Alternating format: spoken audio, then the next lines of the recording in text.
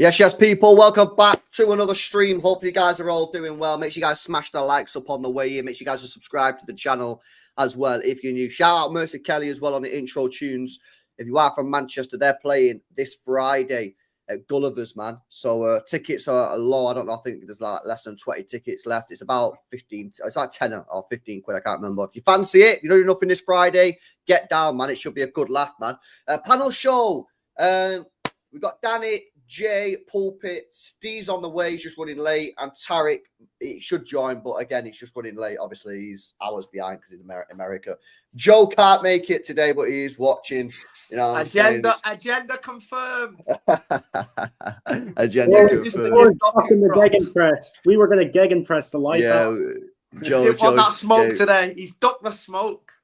There you go. Joe said, I'm working down in London, so I can't make the panel as much as I wanted to be shouted at for Doku getting his first assist in 2 months. Joe, man. Joe, you can't help himself, can he? He like can't Doku, help himself. Like Grealish getting his first goal in 16 months. Like we said. No, careful, Jay. He's Don't say the G word. Sorry, I Don't say the G word. My bad. Yeah. Nah, big up to everyone, man. Right, guys, smash these likes up on the way in, people. Come on, we've got 300 people locked in already. Let's get these likes to 100 straight away. Pulpy, I'll start with you, man. That was a big win, that one. That was a big win. UCL secured, in your opinion, or you think there's a little bit more to do? What you're saying? Like I said, I've said a few times, mate. We just have to win every game now. It's important that we win every game because we want to win that FA Cup too. You don't want to do what Arsenal are doing and just dropping points, trying to limp over the line for stuff. We need to keep it up, man. It's what we do best in the run-ins. We just win every game. It's what we do. The squad's up for it. The players have got experience. It was a tough game. A lot of people were saying that draws a good result, and I'm like, nah, man, we've got to win. You know, and it took until the 94th minute. We just that thing that you just never give up, right? So for me, it was a massive win. I thought we played really well second half. We controlled the game. We stopped their threat, to be fair. Looking at that lineup at the start, it was like, oh, here we go. They're going to sort of terrorise us with their pace, but they didn't really do anything. To be fair, it worked. You know, so figure to Pep there. He got that right. You know, 7 games unbeaten now. Yeah, most people would have chosen a different starting lineup. Pep was like, you know what, this will do. It'll work. Yeah. And it did. Massive 3 points. Yeah, they only had one threat really all game, I think, and it was the kind of through ball down the sides of our centre backs trying to get Rashford in, wasn't it? Apart from that, I think Villa absolutely stunk the place out. To be honest, I think they got everything deserved. I think they came to us for a draw more than which was really weird. I was really surprised about. Yeah, think about the results that they've just come off the back of. They've battered Newcastle. They've just beat. I know they went out to PSG, but they've just beat PSG in the week before, and then they come there and you see Martinez wasting time in the first half and all stuff like that, and they fucking deserved everything they got in the end, Villa, because they came here for one thing, and we put them to bed in the end. I like this new kind of tactic recently of us kind of just absorbing throughout the game, making sure we're not going through these phases anymore of conceding goals, 2 on the bounce, bang, bang, and then we find out, well, I know we did against Palace, but we've been a lot more sturdy recently. And I feel like we soak up the pressure just knowing that we've got that bit of quality to get us over the line. I don't think we would have planned it to be as late as it was, but that's the kind of direction that we've been going over the last few weeks, and it's worked. So big props to Pep, man. He's put out teams that people have been a bit shaky about at the start. But it worked yesterday. We controlled the game, and that is what he played the Unks for, wasn't it? Especially in the second half. He barely got the ball off us. It was long ball Villa, just trying to get people running in behind. And there's quality performances all over the pitch. I thought Nico O'Reilly was outstanding again. Man of the match for me. Man of the match. He was unbelievable. I thought Gvardiol was unbelievable as well. He was battling with Morgan Rogers all game. You might not have been able to see it on the TV all the time, but even off like the goal kicks and stuff, them two was wrestling each other, man, the whole match. And Gvardiol shut him down the whole game, to be fair. So I thought he had a really good game. I thought Bernardo Silva had a really good game as well. I said at half-time, I thought he was our best player at the time. And he had a great second half as well. I thought he was absolutely everywhere, winning the ball, popping up in areas. And that's where he should be playing, man. Like, I feel like Bernardo gets most of his stick when Pep sticks him on the right wing. Like, he's not on the right wing. He's not a right winger nowadays, is he? Like, he's too slow. But if you put him in the middle, I still believe that he can do a job for us in what he does. He does all like that dirty work. That it's a throwback, wasn't it? It's a throwback game that last night. Other people aren't just as excited to do. So I thought Bernardo was outstanding. I thought Marmoush had a pretty good game.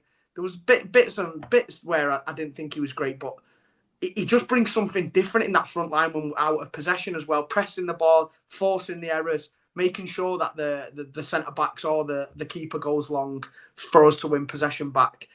He did amazing to create the first goal for Bernardo as well. He was a little bit quiet in the second half, but on the whole, I thought Marmoush was pretty good as well, leading the line. But yeah, I was absolutely buzzing with the pot, and it's just so nice. I feel like we've not had a last minute winner for ages. I was going to say that. You know what I mean? I don't remember the last time I was at that Etihad Stadium, man, and I've fucking gone all in and full centre celebration for a last minute goal, and it was just a mega feeling to feel that, and the crowd was. I mean, when was it was the relatively last one? quiet Was it for against Arsenal? minutes, but it took. That was a draw, but that was a draw though, wasn't it? So I'm not even kidding. I can only think of Sterling against Southampton, but that was like 8 years ago. So like, I genuinely can't remember one. So it was a good feeling, man, and you could tell the crowd was fucking like it was relatively quiet yesterday. To be honest with you, we might get onto this later, but there's plenty of empty seats. Obviously, the protest has gone on with things that have been going on as well. But the crowd really got up when that goal went in, and you could tell it meant a fucking lot to everyone. And even by Pep's reaction and stuff on the sideline, man, it was a massive goal for us, wasn't it? I just think it takes the pressure off the last games in that, like, yeah. Like, we obviously need to handle our business in our last 4. Like, for me, we need probably 7 points to secure it. I think that'll do the job. Yeah, no, but I was going to get to that because I remember right for the international break, you said 6 wins, 3 draws, 1 loss. Yeah, to satisfy that, we need 2 wins, a draw, and a loss to get to that exact. And we have gotten through the hardest part of our schedule now. Yeah, so I think it's done now. I think that genuinely has done it for us. I think the question is now which position we're going to come in. Whether it be 3rd, 4th, 5th after tonight, you never know. Might even fucking push for 2nd because Arsenal look terrible in the league at the moment. I know they're put all in on the Champions League, but I think it's down to a case of which position we do come in now because that was massive last night. Definitely. You know what I feel as well? I feel like I'm seeing some signs of Manchester City playing football. The way that we're controlling games. Now, we're not playing good football in terms of like exciting football. We're not peppering the opposition goal. We're not like mega. But the way that we're controlling games, especially in the second half, when we just completely shut it down. You look at the Palace game. I know we were obviously a little bit shaky in the first half, but second half, we went back into it again. Yeah. I'm seeing signs, and the proof's in the pudding because we're unbeaten in the last 7 games. And now we're up to 3rd position in the league or whatever it is. So I am seeing signs. And I just think if you plug in some better players into this team next year. Yeah, I mean, like whoever it's going to be, like the names that are out there in the press, the journalists, the rumors.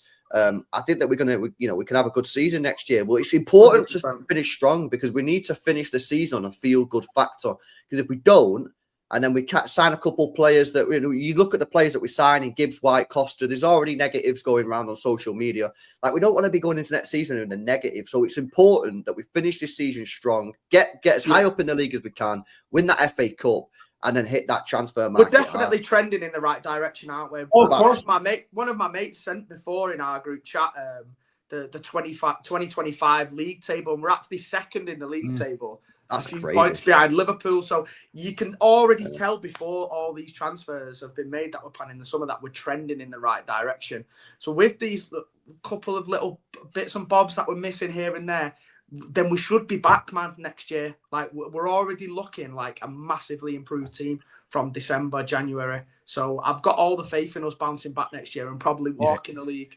He's found a way, hasn't he? Pep's found a way to get the best out of the aging legs and the injuries. He's navigated through it and found a new style of playing with what we've got, and that's where the results have come from. A bit of momentum. We've not lost many in the last. We've lost since January about 3, is it or something? It's not been many. It's not a lot. No, it's all against good teams too. Arsenal, Liverpool, and then of course. So that says we've lost 3, haven't we, in the last 15? So, before that it was like 11 and 13 or something. So he stemmed it, he's got the players playing. The fresh legs have obviously helped, but like you said, LB, he's found a little bit of a change and a bit of a tweak to the system. Yeah, I think he was quite stubborn, wasn't he, over that Christmas period where he was really drilling into the players. Stick to what we know, keep with it, and it will come off. And then after 14 games, it's like emergency situation. We've got to fucking change something. So I'm glad that Pep. It got to a point where Pep knew that he had to change it, and he did make the change. Because if he would have stayed stubborn for the rest of the year, then people were on his back, man. People were giving him shit, and he's found a way now to grind out the results, even though we're not playing our best football. And to be fair, bro, you can't really blame people when you've won one game in 14. To be fair, that is fucking horrific. No, it was horrific, and the way we was losing as well, just throwing games away. 3 goals in 10 minutes, 2 goals in 10 minutes. Do you know what I mean? We were capitulating, and we don't really have that capitulation in us anymore. I think that comes down to me. Go on. I think that's down to the squad is not injured. We've got to the point now where we're leaving players out of the match day squads that genuinely should be there. Like Bob, it's got to the point where there's even 3 missing from that. You know what I mean? So we've got some squad depth now, and we've got squad depth. That means that players that are out of form, like Foden, aren't playing week in, week out. Yeah. And that's massive for us. You're getting players in there that are on form and doing the right things. Like, obviously, for a while, Núñez was having a stinker, but now he's actually playing out of his skin at right back. He's playing on merit rather than just for the sake of it. And you can see the confidence come back in Núñez's game. I think the perfect example of Núñez is look at his performance against United at Old Trafford. Yeah, so nervous, so scared of going forward. He didn't want to go forward at all. Look at him yesterday. Look at him against Everton. He was involved in 2 goals. If you actually look at it, right, Núñez, 85th minute, we was drawing 0-0 against Everton. He's the one that puts the cross in for the goal, gets the assist. And then last night gets the winner. So the confidence is coming back to his game. It's not just him and the whole team. You can see the confidence coming back. I've seen players doing backflips last night. You know what I mean? I'm like, I've not seen that for time. So I mean, so the confidence is in the team, and obviously it's paying off. We're a lot harder to play against. We give the ball away stupidly a lot less. We're not getting totally overrun in the midfield. What was astounding to me yesterday is Nico Gonzalez didn't start, but there wasn't a single moment where I was saying, "Where is he? Where is he?" Because the midfield actually held it down pretty well. We don't get run through, and now that we don't give the ball away so much, people have the courage to come forward. People have the courage, like Núñez, to get balls in the box. And we have more players in the box, and it worked wonders on the winning goal. That is the difference in it. The players getting into the box. All year, we've seen everyone's big problem with Doku, right? And we've got to get onto Doku now because the guy needs all the fucking props in the world for what he did last night. The way he comes on and he changes the game instantly. He did it at weekend, and people weren't that willing to give him credit for it then. He completely changed the game at weekend as well, like squaring his man up and taking him on. He did it last night, and he absolutely fucking roasted this asset. Now, the difference is now, Doku's usually just crossing to one player in that box, Haaland, who usually kind of makes this a similar run. I've seen Doku put balls in like that in previous time, but there's never usually anyone on the end of it. Now we've got different players crashing into the box. We've got Núñez crashing in on the back post. We've got O'Reilly crashing in on the back post if it's coming from the other side. Yeah. Like, people are just seem more willing to gamble nowadays. Because we don't have that rigid striker in the middle. I think Pep's give them a little bit more freedom to gamble on the back post, like we used to do with Sane and Sterling and people like that. We used to score countless goals with those players gambling on the back post, and it's good to see other players getting into the box. I think what a big part of that is, mate, is we're not trying to be. When we were struggling, we were just having men in midfield and we were just getting run through, and players were too scared to commit. Yeah. And now there's a bit of confidence in the team and the trusting players in positions, and we're dealing with transitions better. That players can actually take a chance and get in support to the striker, whereas before it was just crabs in midfield. And it was like you go too far forward and we're getting levered behind. Now it's like there's a bit of purpose to people's runs in the box now. Exactly. With a bit of trust that we're in behind, we can handle it. Yeah, and I feel like there's just more options now for us to go to, and it's harder to track a run from right back and left back and set a defensive mid in it than just having Haaland stuck in the middle on his own. Like you know what it is, Jay, bro. Most importantly, in this instance that we're referring to here, in that 90th minute, there was always going to be a lot of bodies in the box because obviously we're trying to get that last minute goal. Which, by the way, I'll give my team credit for that. I'll give Pep Guardiola credit for that because we could have been the other guys from the Midlands shitting ourselves from minute one, playing for a draw, wasting time. But not us, mate. We was pushing for that W. Yeah, that's that City mentality. That's why we are where we are. and they are where they are, where they will be outside the top 5. Yeah. Do you know what I mean? They did We walk got that on the mentality, wing bro. yesterday, did they? But bro, in regards to Doku, I'm glad you brought him up because I brought a couple of bits of evidence with me today. Yeah. Just to the side of me. But anyway, in that particular situation, like I said, there was people flooding the box. But for me, the thing is with Doku, yeah, agendas will agenda, Jay. Yeah, you know yourself. Agendas will agenda. Nobody's gonna give him credit where it's due when they've already got an agenda on him. You've got certain man in the chat that have changed the names that they hate him. You know what I'm saying? Yeah. These are the depths of agendas we've got to with this brother Doku. Yeah, so agendas will always agenda no matter what he does. This guy can score 20 goals next season, and Mandem will still say, "Oh, he should have put it in the top corner instead." Do you know what I'm saying? Like, people are gonna continue to hate on him, bro. But just before that game yesterday, the day before, or the stream last, I used very strong language with Doku. I said that this guy was the best in the world at what he does. Do you remember me saying that? Yeah, Pep backed you up. Pep backed you up. This is the evidence. The same night. There you go. The same night. Can you see that loud and clear? He's printing it off. Yeah. Full screen, naturally. Yeah. Come on. This is the same night. Guys, After the game. GTA skin and everything to fucking drop feet. And there's one more thing I just want to show you. Yeah. He's got more. He's got more. Just Watch shushing this one. Just shushing it. That's all. Just shushing it. He's looking for Joe. He's looking for Joe in the crowd. He's looking for buttons in the crowd. That's it. Just shush, man. But, you know, there's a reason I've been saying this guy is what he is, bro, because he is what he is. He's the best at what he does. You know what I'm saying? And, you know, as long as he keeps doing that for me, I'm going to be a happy guy, bro. You know, when he skinned that disaster, at the time, it looked like he'd probably done him, but he took a really bad touch, Doku. Oh, here we go. No, he did. He took a really bad touch. That's what made Disasi dive in, though, wasn't it? He took a bad touch and he committed it. Disasi thought he could nick it, and then Doku's second touch was world class. Oh, that second touch was class. He took it across his body, and Disasi's got no choice then because he either takes him out and gives away a penalty, or he lets him into the box. And the second touch was what killed him, and that was how he got himself into. You man can only imagine how I celebrated, you know, but like.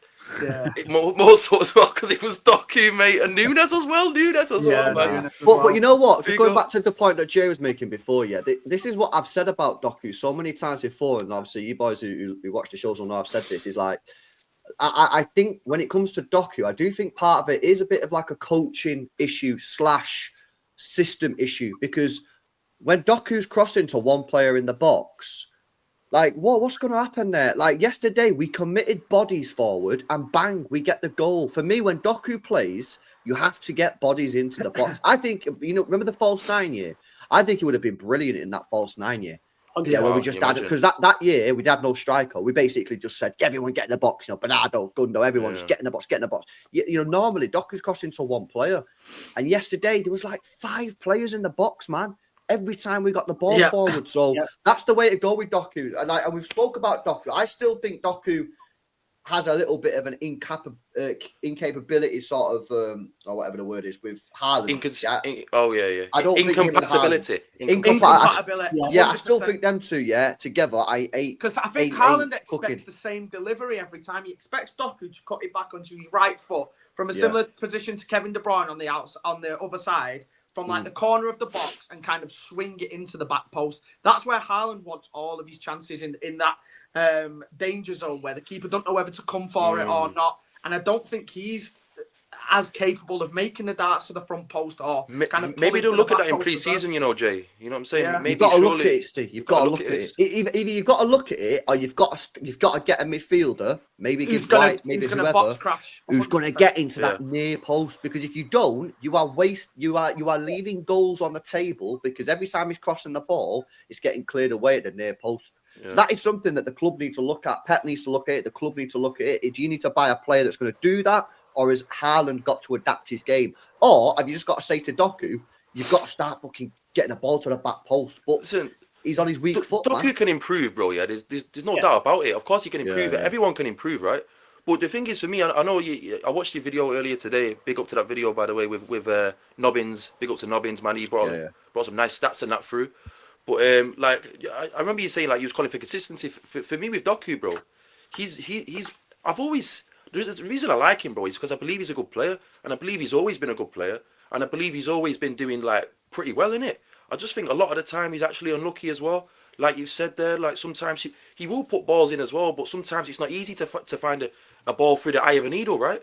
Because that's what the team are asking him to do a lot of the time. But I'm seeing he's capable of doing these things. Was I shocked when he did that yesterday? I'm sure some people, they probably were shocked. I was far from shocked. Well, actually, when they brought him on as a sub, I was just waiting for that to happen, bro. It was an waiting. excellent sub. It was really, really smart, because I've seen people complain about Disasi. He can't play right back. He's too clunky. I'm like, get Doku on. And they got Doku on. It was a perfect reactive sub. And he completely hooked him. You know what, as well, though? That's an L from Emery as well, because like for all the credit Emery's been getting as a coach and that, like, you've seen the way he set his team up. Martinez wasted time from minute 1. Yeah. And he actually brought Disasi on as a sub after like minute 60 or 70 or something like that. He always does that. He always swaps his right back. I'm so disappointed with Emery, man. Listen, we can't rate this guy no more, you know. He's moving like Arteta shitbag.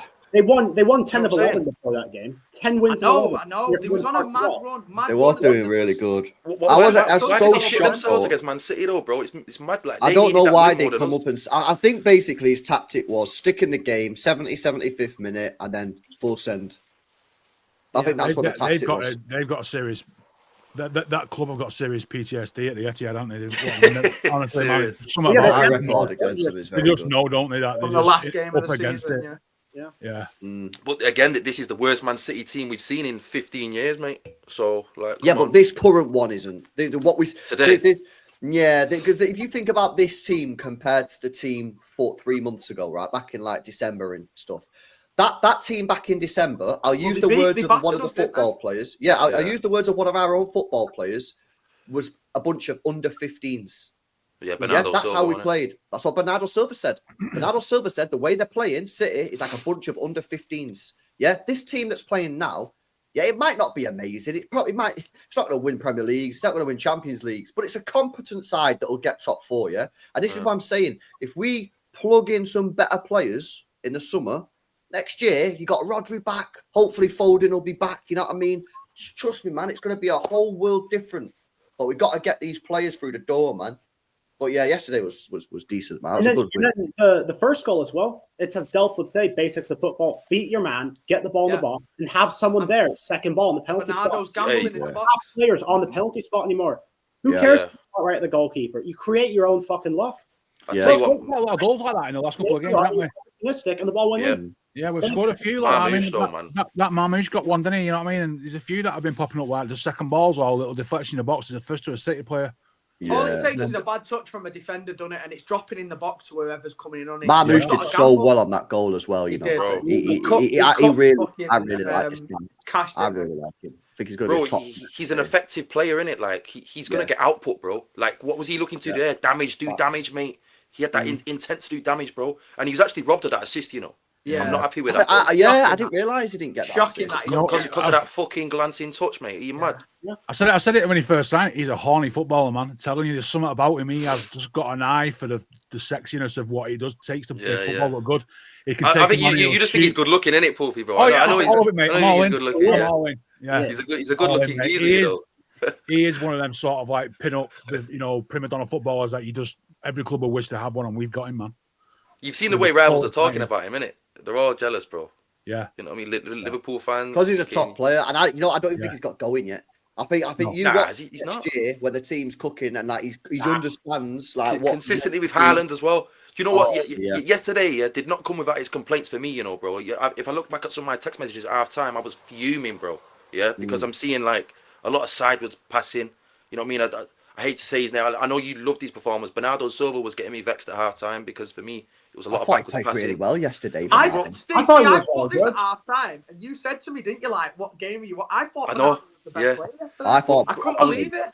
I was so frustrated with the backwards passing, man. I was getting so frustrated, didn't he? He scored, and he was winning the ball all over the pitch. And I think he's just doing the job. I think he's just doing the job. Getting the ball. I wanted more in it. You see, I love Doku so much. I like to see take-ons, man. I like to see take-ons, bro. I like to get off my chair. No, I thought he played well. I thought he played well, Bernardo. I don't really think he's got that in his locker. I think because he's lost a yard of pace and stuff like that, I don't think he's got as much of that in his locker anymore where he can just... He hasn't got it, it's a fact. Yeah, he hasn't got it. So I think he has got to kind of adapt his game now to kind of be... Big up to him, though, for being a pit bull on that, you know what I'm saying? The thing is, though, in the second half, we had this counter-attack. He tried to play it through to Marmoush. It got intercepted, but I was like, you know what? I know which one you're on about, Danny, and that vexed me out as well because he's played it along the floor. Yeah. He's played it along the floor, bro. He needed to do that, innit? But like, at least he's seen the run now, because there was this whole meltdown. He tried it, He completely ignored it. But now he's getting his head up. Fuck it, Marmoush is somewhere. Yeah, usually he'd just turn around there, wouldn't he, and kind of keep possession rather than go for it. So the other frustration that came to me, lads, which I have to say and point out is the fact that during that first half and 60 minutes and probably throughout the game, really, as fantastic as Marmoush was, fantastic player, I think he proved to me he's not a sole number 9 though. Like, I really missed Haaland. I really missed that guy staying there, man. You know, sometimes people criticize Haaland for just staying like in that one area, like within the 18-yard box, innit? They say you don't move too much. I like that. I like him occupying the centre half, bro. I didn't see a guy there, man, and it was really frustrating. I don't think he is that guy, though. I think he's going to be deployed like Alvarez was sort of deployed in that sort of behind the striker. Second striker, second striker. I absolutely love what he does, bro. I love what he does, innit? Yeah. But for me, this team needs Haaland. It does, obviously it needs Haaland, but I think what we had out there yesterday, and if you improve on it with signings, I think that's fine, to be honest with you. The problem if you look at the results actually since Haaland's been out, like, they've been great. You can't say that we've played any worse or like the results haven't been. I'm just going off like the 90 minutes that I'm watching. I'm not going off the result. I'm just going off things that I'm seeing. Where I'm seeing like sometimes the centre halves they've got a bit too much like space, too much space. You know, where they should be a big 6'5" Norwegian there. Yeah, I think it has given people, like we were saying a bit earlier, I think it has given people more of a free reign, though, to kind of get into the box. Yeah, I feel like it's more difficult for the defenders to kind of monitor who's coming in. Like, with Haaland being there, I'm not saying that we're better without Haaland, not at all, right? But I just think it's something different for the defenders to think about. With the centre-backs... It's a bit of chaos, isn't it? It's a bit of chaos. Yeah, you've got to create that bit of chaos where Nunes is crashing in or O'Reilly's crashing in from the other side, Bernardo's crashing in from the midfield and getting on the end of one. Do you know what I mean? And people are kind of popping up in all different positions inside the box rather than it being really one-dimensional. Yeah. So I've quite enjoyed seeing the different kind of play that we've integrated the last few games. It's not just the defenders, because when Haaland's on the pitch for us, you get it with the winger says, okay, where's Haaland? Let me go find Haaland. They have to actually think outside the box now. They can't just aim to one guy. This is about the responsibility I was talking about last night. Danny said that players are taking responsibility now. They can't just look. They can't just go out there and be like, "Oh, don't worry, Haaland will score." And expect him to score 2 or 3. Haaland's not there. So now what you've got is you've got players like O'Reilly saying, "Oh, fuck it, I'll get in the box." Then you've got players like Nunes going, "Fuck it, I'll get in the box." Then you've got Bernardo getting in the box. True, bro. And one of the things that we need to do going into next season is we need that on top of Haaland. Yeah, because you can't just have Haaland in the box, because if Haaland's getting man-marked, who's scoring the goals? And that's been one of our problems this year, is scoring goals, which is why I find it amazing that people were surprised when we signed Marmoush. But listen, there's promising signs, 100%. Let me go through some of these super chats, man. By the way, guys, smash these likes up if you've not done so already, innit? Get these likes up, people. Shout out to Echo Fall, says, Baldy getting it right. Wingerless system gives us midfield control with more bodies. Wingers come on as the game changes too. He's the GOAT for a reason, says Echo Falls. I actually think you've got to give Pep quite a lot of credit in his last couple of games. I think he's got his tactics absolutely spot on. Where's the Pep out brigade gone, man? Not heard from them. They were here yesterday before the game when they saw the starting 11. Was there? Oh, yeah, big time. I always say, wait till after the game, man. Wait till after the game. Agendas will agenda. Yesterday was funny, man. Before the game, it was hilarious. He's got his, you know what? A good thing has his subs have been bang on for the last month as well. His subs have been it's never been something he's been great at, you know, making subs and that, but he seems to be making it at the right time and they're having impacts. Yeah. You know, and they're getting us over the line quite regularly now. Yeah. They're usually the ones getting the goal or assist, aren't they? The last few games. So. Seeing a chance to change it and do it and it actually paying off. Yeah, facts. Big up to Echo. Big up professionally with a 17 month says, I'm going to savour this season, seeing LB lose his head and justifying Pep out this year. Good hard times. Thoroughly enjoyable season, says professionally with a 17 months. Big up to Is that a bit of exposure there? Oh, he's on one tonight. It has been nice not being in a title race for once, because you get so drained. Now it's like we don't. But I would have rather just had the top 4 locked off time ago, though, innit? That's the only thing. But yeah, the title races are draining. Good for the soul. It's been good to cleanse the soul and get out. I agree. I'm ready to win this title next year already. Same. I don't think we're gonna. Sorry to be negative. Don't say that yet. Bro, we've not even got the signings yet. I don't think we're ready. We need time. We need one more season. If we sign Sudakov as the Kevin De Bruyne replacement, fair dues, innit? You know what I mean? But we've not yet. We're still in the hunt for Wirtz. You know what? I could be chatting shit as well because we got the main man Rodri as well to come back. So that's another story. Exactly. He's the missing piece, man. When Rodri comes back, anything's fucking possible. Different team, innit? Yeah. Nah, facts. Big up to Reese with a 5. Says almost as if Baldy knows what he's doing, lads. Big up the panel. Big up to you. Yes, Reese is a top lad, man. He's big up Reese, man. He was backing you, innit? Yeah, Reese is a top guy, man. I remember names, you know. I remember names. Come on, man. He also says Doku best impact player in the league on that. Yeah, I'd say definitely. He is. Do you not remember the games last year as well, like against Madrid and United? United in the FA Cup final. He come on and changed both the games in massive games as well. Yeah, but here's the question then, Jay. Here's the question, right? Because I asked this morning to Nobbins. And I'll tell you, I know what you're going to say. Do you reckon Doku, though, I'm going to use the word at risk because no player wants that. Do you think he's at risk of becoming more of a sub, or do you reckon he's got this in his locker from the rip? Joe's still showing hate. No, come on, Joe. Joe. What? More effective as an impact player, isn't he? I think he's showing his worth, whether that be. I think he's more than good enough to start 100%. I think he can cook anyone from minute 1 of the game, to be honest with you. Exactly. But what's wrong with being that guy who took him off the bench as well? Do you know what I mean? Like Jermaine, whether he wants that, though. It's an important role. But Jermaine Defoe made a career of like 10 years off like scoring the Solskjaer literally all his career was that. Do you know what I mean? He can start games in the league against like your mid-table clubs. I'd even trust him against like your top 6 teams every now and again. But even to just bring him off the bench, if you do want to go for that bit more control from the get-go, then who better to do it than Doku, man? And I think he'd be more than happy to do that at this team. Like, Pep's shown more than enough faith in the guy when some of the fans have had none in him at all. Do you know what I mean? So he's earned everything he gets. You've seen the words he said about him. You know what I mean? Exactly.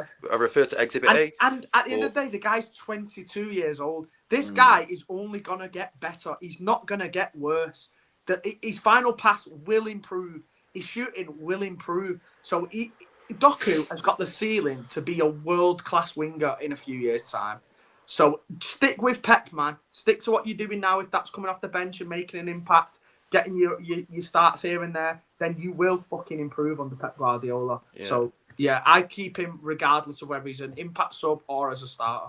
I think the only thing I'll say... Go on, bro. I was going to say, I think Pep needs to... A lot of the time, when he's playing in games, he's not had a great game. It's probably because he's playing in it's been sat in the wrong system.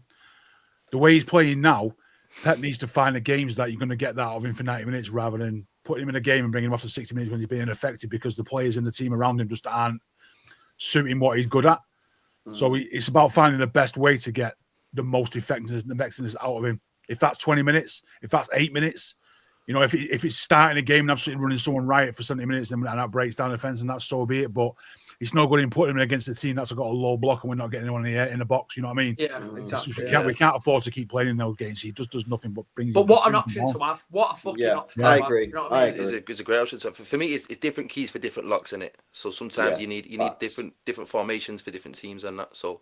He's always going to have a role. I think you can tell before every game. Like, you can just look at the right back. Like, even before the Liverpool game, I knew. Like, I know we'd lost the game, but I knew. You look at Trent Alexander-Arnold, you know Doku's going to fucking cook him, don't you? He broke a record that day, by the way. And then you'll look at other right backs that you think will probably be a little bit more solid defensively. Like, he struggled a little bit against Aina. So hang on a minute. So that Liverpool game is a great example because Doku smoked Trent, I think, like 14 times. Yeah. There was no goals that came off the end of it. So then what you have to look at the crosses.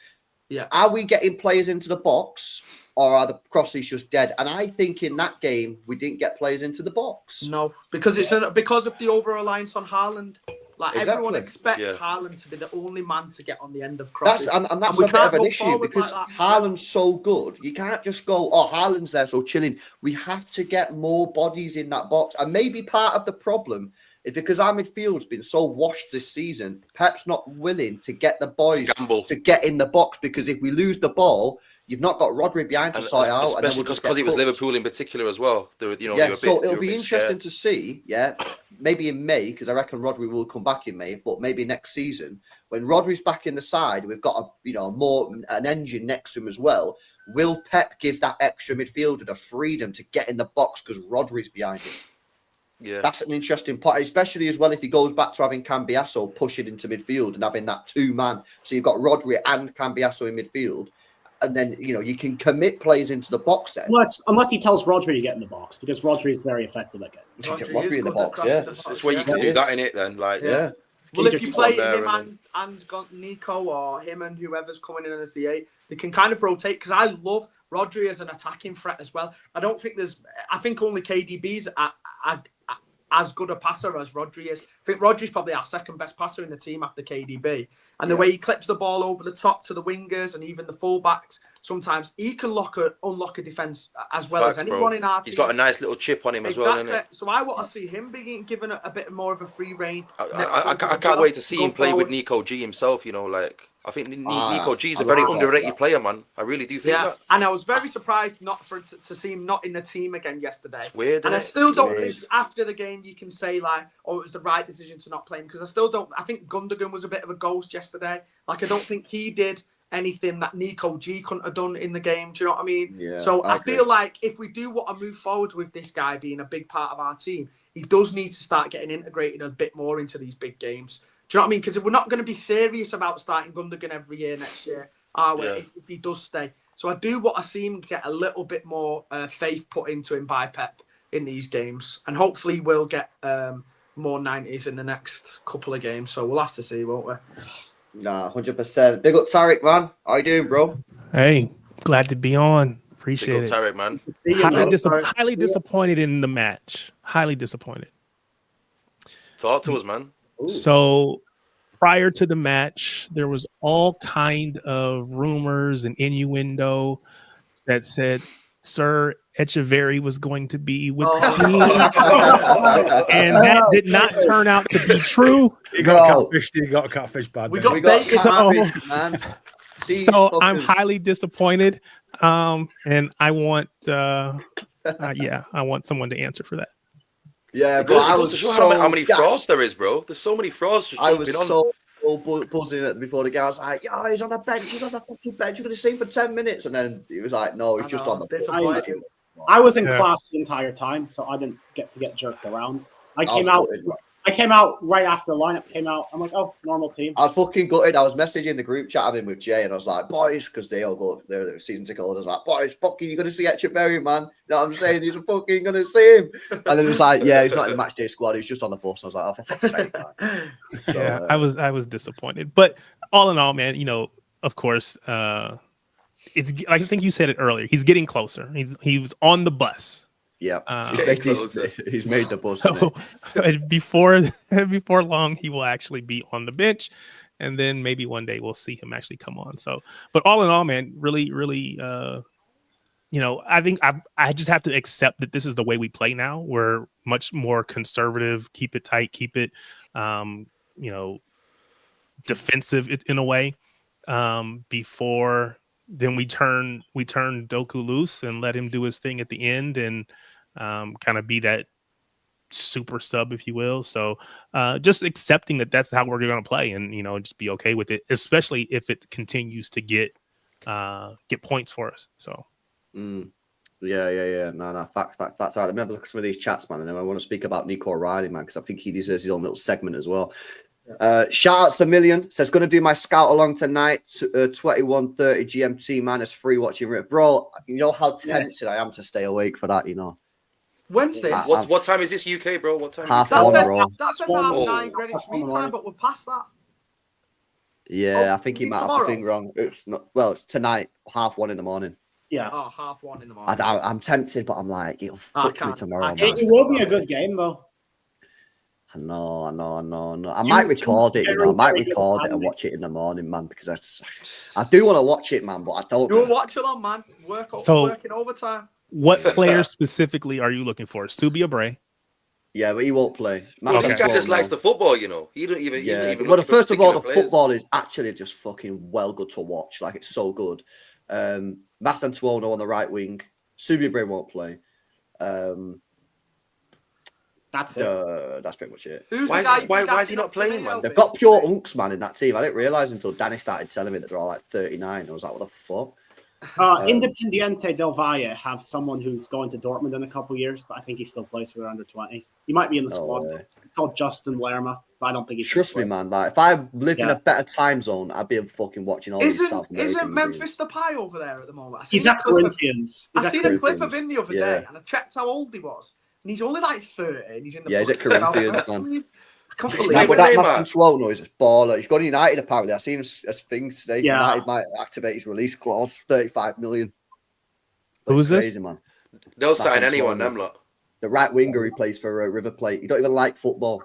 Well, I think he might like it now, but he never liked it as a kid. He used to play. Was it tennis, Danny? He used to play tennis. That's the same as Asuwa Kotu. Remember him from Tottenham? Yeah. Oh, yeah, Like, so, yeah. it was just his job, wasn't it? He used to say. He was a tennis fan. He was a tennis guy. I definitely consider watching it, Tarek, if you've got the time. It's fucking sick. Shout out to Million, man. Yeah, I might record it and watch it tomorrow. I'm not staying up. Shout out to WLM, man, with the donation. Big up to you, bro. Appreciate it. And big up to LB, says, we'll see Echeverria versus Southampton. Mark my words. I definitely think we're going to see him at some point before the end of the season, even if it's just 10 minutes. But I definitely think Pep's going to get him on, man. I feel like he's already firmed it, you know, that he's just not going to play this season and bring him in the Club World Cup. I feel like it's just been cemented. I think if we get top 5 secured, he'll get a game. I think he'll get a game, even if it's just 5 minutes. I do just think he's trying to like look after him in some ways, though, like his legs or something. I think there's something there. Maybe. I don't know. It. Right, let's speak about Nico O'Reilly. Let's start with Tarek, man. Nico O'Reilly, what we're saying, I thought he was man of the match personally.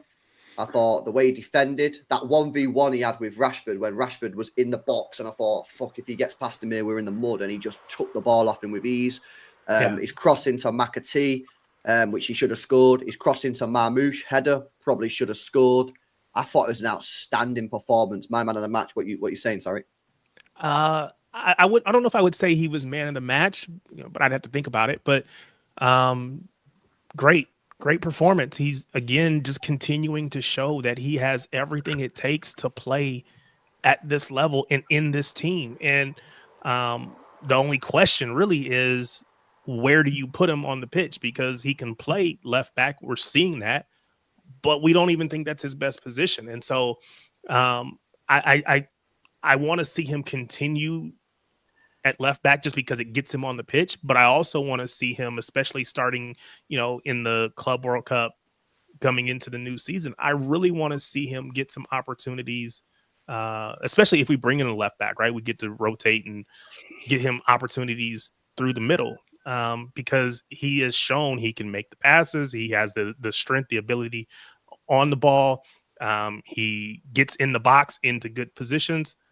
I don't know. There's not too much that you can say It's him about him, man. He's amazing. And I'm just really glad that we didn't get rid of him, because that could have been really ugly if we would have got rid of him earlier to Chelsea. Yeah, no, my thing, go on. Go on, Danny. My thing with this position is he's built up so much momentum in left back that I don't want to take him out of it. I think And that's what I'm saying. You got to keep playing him. left back. Put him in center mid when we have lower leverage games next season, when we have cup games, when we have Champions League midweek, and we have a newly promoted team at home. Because what he brings to that position is unlike anyone else, isn't it? That fucking cross, that cross to McAtee. I haven't seen a left back cross a ball that well since Kolarov.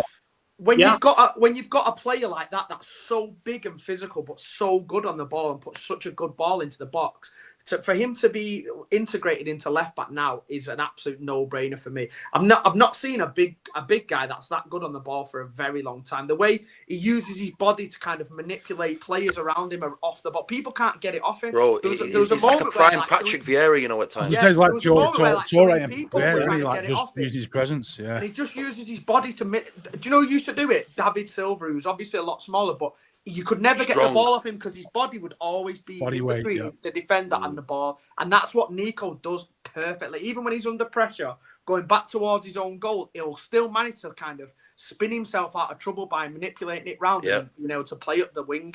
And I thought he was fucking unbelievable yesterday. And even defensively, which has been the side that we've not seen as much of him recently.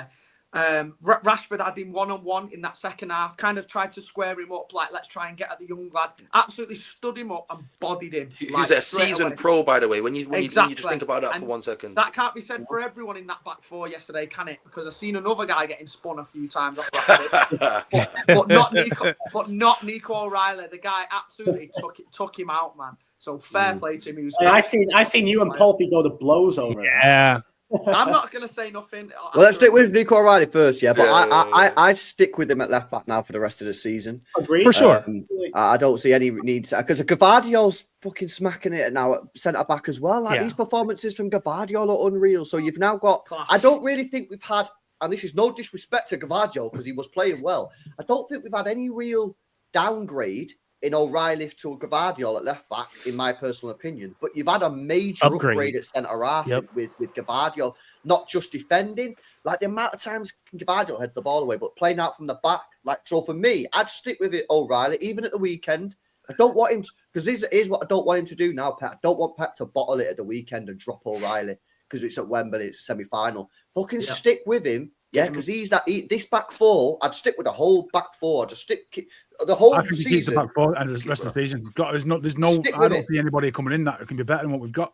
Stick with that back four. Do not with all season. We've had injuries. Yeah, we've finally got a back four that looks. I'm not saying it's amazing, but it's just okay and it's just decent. Solid. Start changing it. It's functional. Yeah. I wouldn't even. You know what? I wouldn't even put Akanji at right back. I'd actually just fucking stick with Nunes as well. I seriously I'm with you. Nunes has earned it, man. He's earned it. Yeah, I just stick with it, man. Players are earning the position. You've got to fucking reward. If it ain't broke, don't fix it. You got a big game this Sunday. Don't change anything. It's good. The reason I don't think he's going to change Nico O'Reilly is because he's referred to these past couple of games as cup finals, and he's played him in these games, right? So he's shown that he trusts him. But Nico O'Reilly's a very, very intelligent player, and that's a big reason how he managed to keep hold of the ball so much as well, because he's so intelligent. He knows where to put his body. He knows where to play the pass. That ball in the box was unbelievable, something we've not seen in years. You know what I mean? The weight of pass and everything. And you know what? He should 100% have scored that, by the way, McAtee. Yeah, he should have. Oh, man, for sure. Marmoush had a header as well, though. He probably should have done better with the header, Marmoush. But you know what it is with O'Reilly, right? Something that I've said for time when it comes to Pep with these young players is when Pep's playing you in these first couple of games, he ain't looking for you to do no messy stuff. He's looking to see if he can trust you on the ball. Now, if you go back and have a look at some of the performances from Nico O'Reilly earlier in the season, I bet they were mid performances. Yeah, I bet they were mid. I bet Community Shield, bet it was mid. Tottenham away, I bet it was a mid performance. But I bet if you go back, how many times did he lose the ball? And maybe we come off, maybe with the player ratings, and we said, Nico, what do you reckon? Didn't really do much. Probably give him a 6 or whatever. But I bet he never lost the ball in his stupid areas. And because of that, he did it once, he did it twice, he did it 3. Pep starts to think, you know what? I can trust him. He doesn't lose the ball. I'll stick him at left back. Then he has a good game. Remember the Salford game? Where he fucking made. I know it's Salford, but then all of a sudden he cooks against Salford, and then Pep's going, "Oh, maybe you could play him in another game." Does well. Before you know it, before you know it, he's now our fucking left back going into the Wembley game, and this is a lesson for all the academy players, who get the opportunity. Pep is not looking for you to go out on the pitch and put one in the top bins or take 5 players on and set a goal up. He's looking for trust. Can I trust you on the ball? Can I trust you to do a job? And that for me is what Nico's done. Nico's just come in, he's kept it simple for a couple of games to earn the trust. Pep's gone, yeah, you're fine, gets in left back, and all of a sudden starts slamming it. And that's the game. That's what Pep is about. You've got to know the manager as a player, innit? You got to know what your manager wants. And for me, Pep Guardiola is like, it's all about, do I trust you? Because if I don't trust you, I don't care who you are. As Calvin Phillips found out, I don't care that you cost 40 million quid. I don't play you because I don't trust you. It's like how he doesn't trust Nunes in midfield, right? He just won't do it. You know what I mean? Yeah. But the beautiful thing about Nico O'Reilly playing left back for me is that Gvardiol brings that lovely bit of balance to the back four, having that left footer on the left side of centre back, and it just makes everything smoother. Do you know what I mean? And something has to be said though about there's an awful lot of people want to see because O'Reilly's played well at left back. Get him in midfield and he'll do the same. He won't. No, it's different. It's a different animal in playing. I agree. And that's why I was saying let him earn his stripes at left back. Let him affect the game further forward in a position where if he makes a mistake, it's not going to cost us. Because in the midfield, if he gets thrown in midfield and you expect him to walk in there and do what he's doing at left back, Pep will absolutely drag him by the scruff of the neck and say, "No, mate, you're not ready for that." So leave him at left back. Let him earn it. Let him play. Let him get the momentum and let him. If he's affecting games at left back, you put him in midfield, he's not going to do that. So let's just keep things as they are. They don't need to take that next step too quickly. Yeah. I believe his time will come, though, Pino. I believe his time will come. It will. It absolutely will. He's not it. turning down massive bids and having him in around the squad and stuff. It's only going to be better for him. He just needs to be managed. Pep's done it with. He managed Foden. Foden played left back a few times. He's come on. McAtee's played out of position. You know, Rico Lewis is a midfielder and he's played at a right back just to get games in the team and get the experience. You know, so O'Reilly's next off the list. He'll just let him get his games, let him get his time, let him understand what it's like and responsibilities to play, understand the tempo, and then just go from there. Let's just not throw him in the deep end too quickly because he will suffer. Yeah, well, unfortunately for him, bro, yeah, the way he's playing at left back, he's not moving. That's it. That's what I mean. He's nailing down a place and he's too important doing all he can do in that position. He's very important. And it's probably one less headache in the summer as well, because you think about all these talks about us having to sign 2 left backs, 2 right backs, fucking 2 centre backs as well. I look at O'Reilly now as being more than good enough to start at left back for us. So all I'm thinking now is maybe get another left back who can probably fill in at right back as well. Which is what you can be asked for, isn't it? Yeah, exactly. And it's just one less headache for Pep to have in the summer, isn't it? So we can concentrate on other positions as well. Yeah, let's not get lost though. I mean, nobody next season should be wanting to have O'Reilly as your first choice left back purely. And that's what I was going to ask. Yeah. We need better. However, if he was to come in and play 16 games out of 38 in the Premier League, I would not be worried. Yeah, no problem. He can do it. Yeah, exactly. Sure. Exactly. The thing is what the rumours are about that Kirkes today, innit, which have come out. That's which is an interesting one. Yeah. Like, you know what I mean? Like, how would you guys feel about that, man? Like, would you guys like that sign? Definitely a different kind of option. Very attacking, isn't it? Overlapper. From what I've seen of him, he's been great this year for Bournemouth. They've obviously massively improved on the previous season. They've scored a shitload of goals this year, and obviously Kirkes has got quite a few assists from that left back position, hasn't he, as well? So I think I'd be more than happy to have that option as well. But that's what I mean. It's about having that balance in it of having a kind of big physical presence like O'Reilly, and then kind of like having like the speedy overlapping fullback of Kirkes as well. You can kind of mix it up, can't you, and have the best of both worlds. I'll tell you what the big one is for me, boys. Yeah, is there's a certain Nathan Aké for me who's one of the best left backs around as well. Like, it's going to be interesting next season when he's fit as well. Like, for me, yeah. I know it's a bit of a dampener because he's different, isn't it? Yeah, because he's more so reliable. But and Gvardiol, man, I know he's been our best left back recently, but let's not forget this guy was the best left back in the world for me last year. Yeah, it's true, bro. Do you know what I mean? So if he had to fill in there every now and again as a one-off here and there, I'm more than happy for Josko Gvardiol to play left back. He's as good as anyone in that position in the world, in my opinion. Yeah, I just think Nathan Aké is a problem because when he's fit for me, it's so hard to keep him out of the team because he's just such a reliable player, man. Yeah. So he's a Pep player through and through. Because he used to be like, get all the injury-prone players out. What's changed? I'd like to think Nathan Aké is not the worst one. I know he's injured bare, I know that, but like I think John Stones for me is the one where that's the one I'm parting ways with personally, boys. I know he's been great on that, but for me, but you know what it is as well, bro. If you look at our defense going into this season, Aké, Gvardiol, Dias, Stones, Akanji, Walker, Rico Lewis. We had, I think it's 7 we had. Yeah. If you look at that 7, said this pure times. Walker was already finished last year, right? Rico Lewis is, some fans don't think he's good enough. Some people don't even think he's a right back. Some people think he's a midfielder. John Stones is constantly injured. Aké has a few injuries. You had Ruben Dias and Gvardiol, right? Even Ruben's had his fair share of injuries as well, right? Yeah. Compare that to what it looks like it's going to be next year. Yeah, now we're going to be stacked, man. Yeah, I mean, because you've got Kusenov coming, you've got Gvardiol's now a centre back.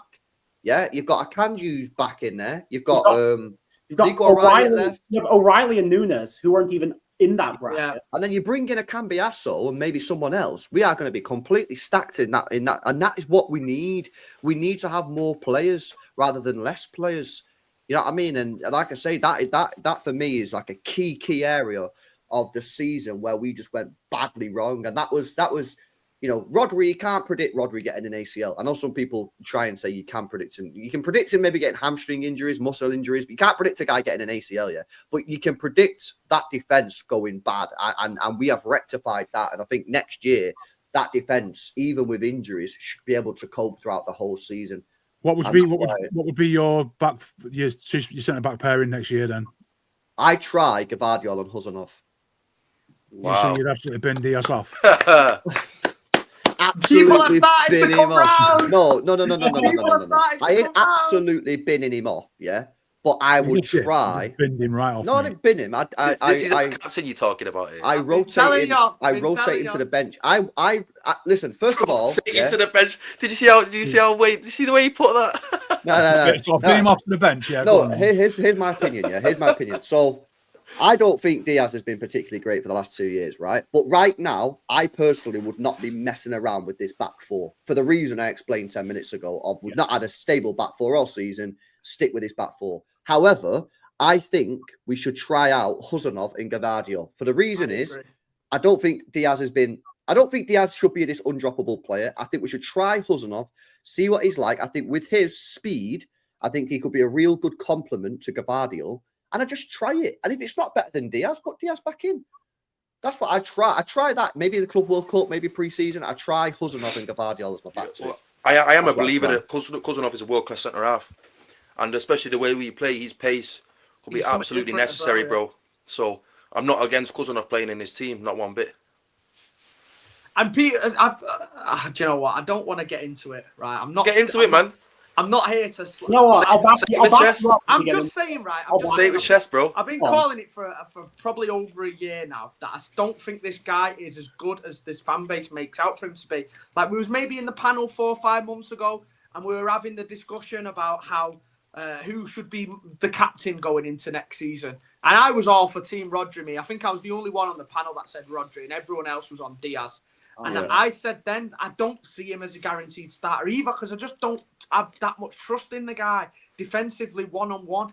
And I see Rodri on the sideline yesterday. He's coaching from the side, giving it big licks at the end of the game. Do you know what I mean? And when I see Diaz playing, I saw him as our only weakness in that back four yesterday. I seen him after 20 seconds getting spun in pirouettes off Rashford. And I'm not having that, Jay. I'm not having that, mate. Come on, no, I'm not having that 20 seconds thing. No, Rashford took a stuffy touch. Pulpy, he bounced out. He took his stuffy touch. Rashford took the best first touch of his career. He was belly dancing. He took his best first touch of his career, mate, and that was it. And he turned him inside out. That's it. You can't just ruin the guy after 19 seconds. Saying, right, so that was the agenda's fulfilled for the rest of the game, mate. It's not an agenda, though. I think he's the only weakness in the back four. So if that's an agenda that I think he's the weakest of the back four, then tell you what, because Rashford was their only threat, and he was Diaz's man. All right, every time Rashford went through, obviously he ran him into the box for the penalty, and he didn't make a decision until we was in the area, and that gives the referee a decision to make. Then it was never a penalty, bro. In the second no, come on. I don't think it was a pen. I don't think it was a pen. If you're going to backup player, I'm not saying it was a pen. I'm saying he's given the ref or the VAR a decision to make because he's allowed Rashford to run him into the area and make a decision. Then in the second half, Rashford runs him down the right hand side, goes round Ortega, probably lucky to get away with a goal there. On the other, all you've got to do is look 5 yards to his left. All right. Gvardiol is marking Morgan Rogers the whole game, who's more physically imposing and probably a tougher task to deal with than Rashford is. All right? And he absolutely fucking bodied him the whole game. Now, I've watched the difference between both of those centre-backs on that pitch yesterday, and there's a massive difference in quality, in my opinion. So, in my eyes, I would see everyone fully fit as Diaz being behind. Stones, I'd seen being behind Aké. Nah, not Stones, mate. Not Stones. All fully fit. I agree. Sure. I think he's well down the pecking order. So for people to call for this guy to be captain next season, you take Diaz out of the team, mate. Right. You take Diaz out of the team. You're taking a leader out of that back four, and we have been shit when he's not been playing. Yeah, I'm not comfortable in having Gvardiol and Diaz and Kusenov at centre half, not together. Which is why for me, I just try it. I just try it and see what happens. Look, he might have been unfit. He might be a little bit slow, but what he brings to that back four in terms of leadership and placement and talking and organisation, you're risking taking that out for the sake of putting somebody in as a new shiny. So I hear it. To my I haven't seen anyone that has demonstrated the ability to kind of marshal that back line like Diaz does. I don't think he's our best defender, but I do think he's the best at quality. But how can you marshal the back line if you're the weakest like peg out of all of them? Well, like, he's the one that weakest is relative. I don't think he's poor. I don't think he's poor. I can get at him. The other teams go into that game and think I can get at Diaz as the weakness in that back four. That's exactly what they did with Rashford. But really, his weakness is he doesn't have blazing pace, so he can be got at for pace. Maybe he goes to ground sometimes a little soon, but I don't think, again, we're making small distinctions. He's not a poor defender in any way, shape, or form. We can nitpick small things and say he can be better here or be better there, or even this player in our team is better at this than him. But personally, I think that no one leads like him. And to Popey's point, if you play Kusenov and Gvardiol, you're banking on Gvardiol being that leader back there because Kusenov is too young. He's still a little rash, whatever, right? So I think Gvardiol might be able to do that, but we haven't seen it in this club. Now, maybe he does it for I don't think he's Croatia or whatever. I don't think he's got that, mate. He might. When he played centre-back this season and he had that bit of a period where he was all over the place, he was giving mistakes away, and that's when Dias weren't there. But I think he can be that. Maybe I'm wrong. I think he can be that long term, but I don't think he's here that today. So I'm with you that I would stick with Gvardiol on the left and then Diaz on the right. But of course, there's going to be a lot of rotation. Again, I've said this way back when I first started coming on here that I think overall Stones is our very best all-around defender. As far as being able to I've said previously, I genuinely believe that if John Stones would have stayed fit, I think he'd be. Don't tell me company. Don't say company. I genuinely think he would. I'm not. I think he's better than. I think John Stones, if he was fully fit, I think, and he had a full career at City fully fit. I don't know if Company has injuries. I think he's better than Vincent Kompany. I think that's how good John Stones is. I will never say that because Vincent Kompany is the reason him and that group, Torre, they're the reasons why I started watching this club. So he is my favorite player of all time. But Stones has that ability because he's better on the ball than Kompany was. I think if you're talking just out and out ability, I don't know about that, as well, Tarek, bro. I don't really. I think out and out ability. I think John Stones is our best ever centre back. Easily. Not for me, mate. We're not debating that he's made of glass. And for all the chat that are saying, I'm not diminishing anything that Diaz has done in the past either. I know he was amazing in the treble season, but I'm taking on face value what I've seen from him this season and last season, and that is what I've come up with because I watch him every game and I see him as a weak link in that back four. I have nothing but respect for everything that he's done for us. But I see he's probably the worst on-ball centre-back that we've got. He's probably the slowest centre-back that we've got. And I just see him as a bit of a liability at the moment. So what sample size are you taking out from Jay? Before Christmas or after? Because after January, it's a different animal. I think pretty much since the treble year, I don't think he's been amazing, mate. Yeah, but from January, everyone's been good. What do you mean? From January, we were the second best team in the country since January. This year. What I'm saying is there's that and after that, I can't see anything wrong with what he's done. The sample size for Diaz is since the treble year. I've seen him make even like the fucking Benzema penalty and stuff like that against Madrid. Like I just think he makes these rash decisions sometimes that cost us massively in certain games. But I obviously understand that the team has been good since January. We have been grinding out wheels, but we've still not been getting through games where we're keeping clean sheets. Like we still conceded a penalty and a one-on-one, and we conceded 2 goals against Palace relatively easily. Like there's something in that back four still that's still not quite right for me. And it does need addressing, man, before next season because I want to get back to that team where we can get clean sheets at home consistently. and stuff like that. Maybe so. Dias can get back to that. Maybe Dias can get back to that level. I hope he can. He I might be able don't to. hate the guy. I like the guy. I think he does have his qualities. It's not like I want to sell him. I still want him to be around the club and give us that different option of a defender, like body on the line kind of defender. I personally would just have him quite far down the pecking order when it comes to who I'd want starting. I think what we're seeing now is the partnership that probably Pep imagined when he signed Gvardiol, Dias and Gvardiol. I think they fit together really well. They both got different qualities. They're both strong at what they do. Gvardiol's an animal, and he's so comfortable on the ball. Dias is a leader, So I think them two together, if they were on defensive partnership for the next 5 years, I'd be very comfortable with that. Yeah, you see what you said there, Jay, about body on the line. Yeah, that's the main takeaway I'm taking from that. So everything you said, I think you've got a point for. Yeah, he's dropped off on that. For me though, when it comes to trust, I trust him the most really, because for me, he's that clutch defender that puts his body on the line for me. Like, say if there's a final, I want Dias playing in that final because I feel like he's that clutch kind of like last. He does that like last man kind of tackles, I know he does, and like blocks as well. I think he makes massive blocks as well. But I think that there's definitely legitimacy in what you're saying. But for me, I can't lose trust in him in my opinion. I don't know what it is. I just can't lose it. And I know it's a touchy subject for people because obviously people love him and stuff like that. It's like my one take that I talk about on Twitter all the time where people are fucking on my ass straight away. So I know it does cause issues, but I obviously like I say though, bro. As one of his biggest fans, you know what I mean? I played his position as well. Like that's my favourite position to watch and stuff like that.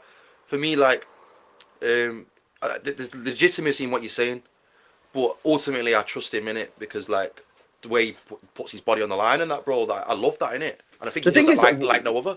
Well, one thing that I will say is like, regardless of whatever you think, like Pulp is obviously in the Dias camp. Obviously, Jay wants like fucking Kusenov or whatever. Teetering on the edge now. He's starting to. No, I'm on the edge. Jay wants him sold. Well, the thing is with Dias is actually I have been saying Dias has dropped off for over a year. I remember saying it last year on watch-alongs and stuff. However, what I would say is now he has serious competition for that spot because he knows Kusenov's a good player. Kusenov's a solid player. He's world class, LB. I think he's mint. I think he's mega. And the pace, I think him alongside Gvardiol could be good. So I think, whatever you think, whether you're pro Dias, whether you're pro Kusenov, whoever you want to start, the fact is now we have a group of players now where we have solid players. Options, I would personally stick with Dias for the rest of the season because I want to see a consistent back four. But then I would try Kusenov, and that'll push Dias to get back in the team. It'll push Kusenov, and we've got these competition for places. We've not had that all season because of the injuries. So I think whatever your opinion is of it, I think we're in a better position going into next season than we were at the start. We could have all three of them. We could have Kusenov, Dias, and Gvardiol. That's likely to be most of the next season. He's going to be that. Gvardiol can easily just play left back, and then I'd be very, very comfortable with that. Mm-hmm. I'd love nothing more than Dias to bounce back and prove me wrong next year, by the way. I'd love nothing more than him to do that. But I just need to see it with my eyes first, man. I don't think you'd accept that, Jay. I honestly would. I'd love him to prove me wrong. No, I can't see that in you. Do you know what the problem with me, Pulpy, is? I'm never wrong, mate. Ever. Oh, no, don't do that. Don't do that. Listen, I love that. I respect that. You meant, I loved it. I love him. Well, you've got to back your takes, haven't you? You know what I mean? We've all had. I remember, what was mine, Jay, in when we was in Cyprus? Shit, yeah. Was that the Haaland, Kane? Mbappe. I can't remember what it was. You but just it was had them all in the shit order, fucking ripped the I think whole you had thing. Kane top, didn't you? Kane first out of them three.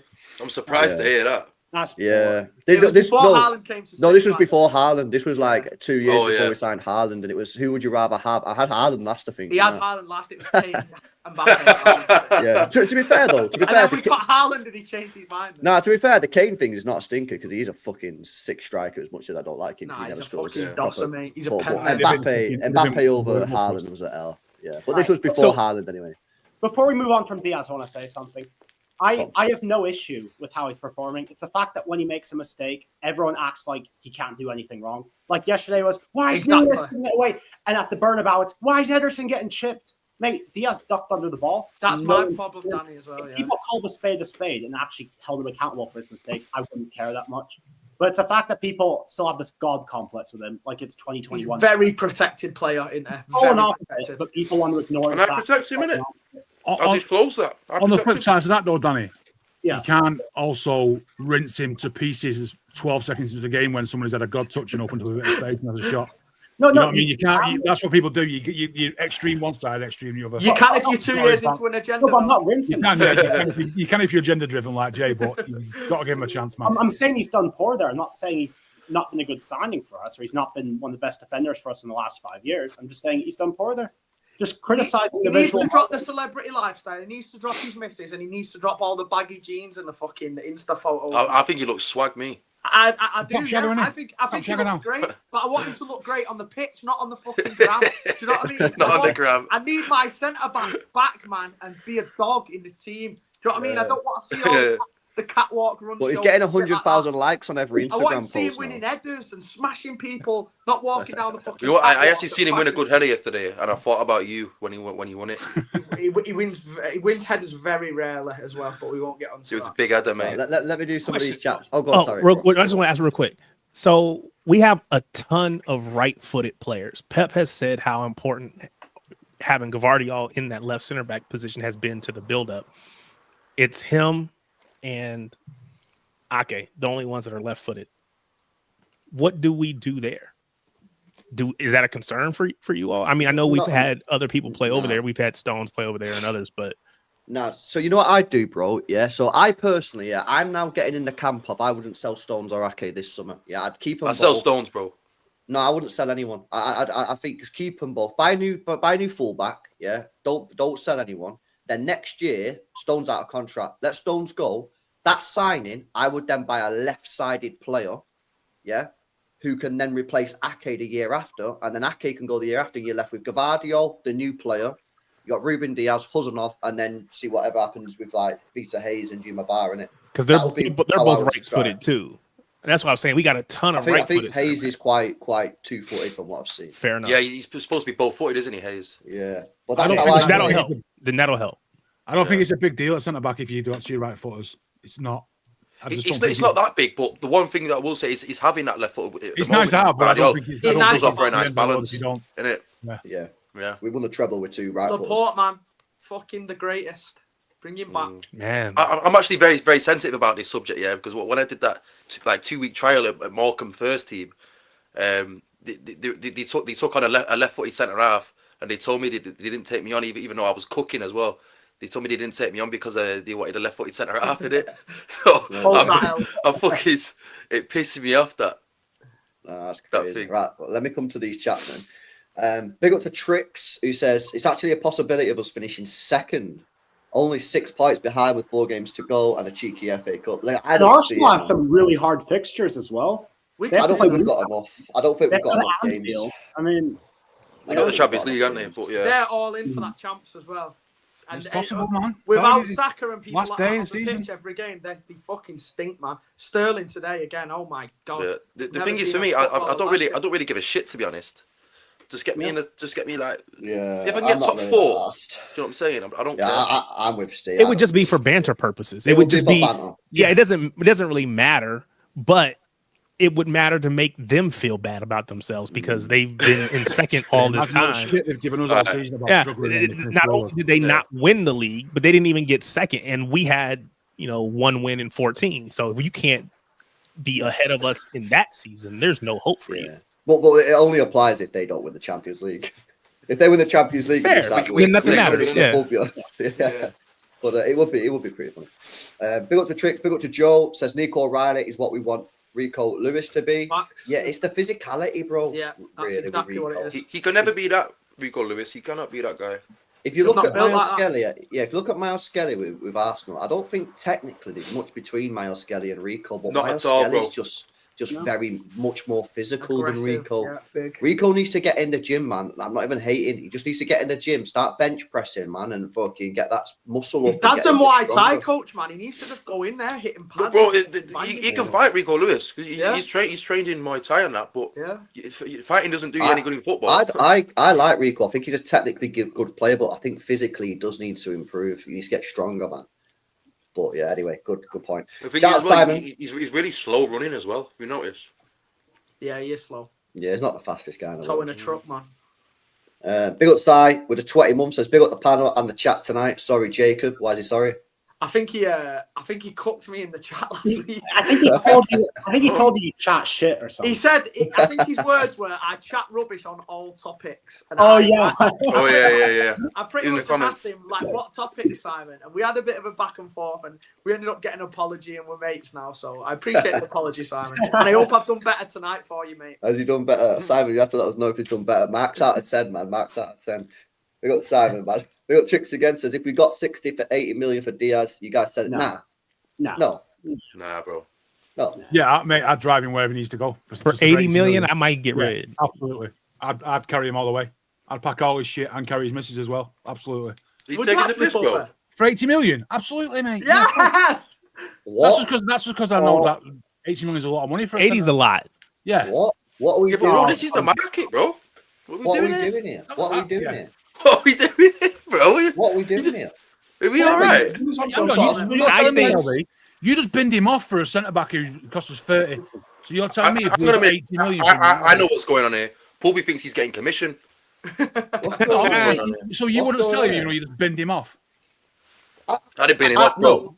No, I would try Kusenov, and if it doesn't work, I'd stick with Diaz. I'm happy with Diaz, yeah. But panel's like, been I infected. think we could potentially be better with Kusenov, but I've I'd try it infected out. the panel. But I'd sell I him ain't for 80 talking million about and selling throw him. 80 million at Van der Ven straight away.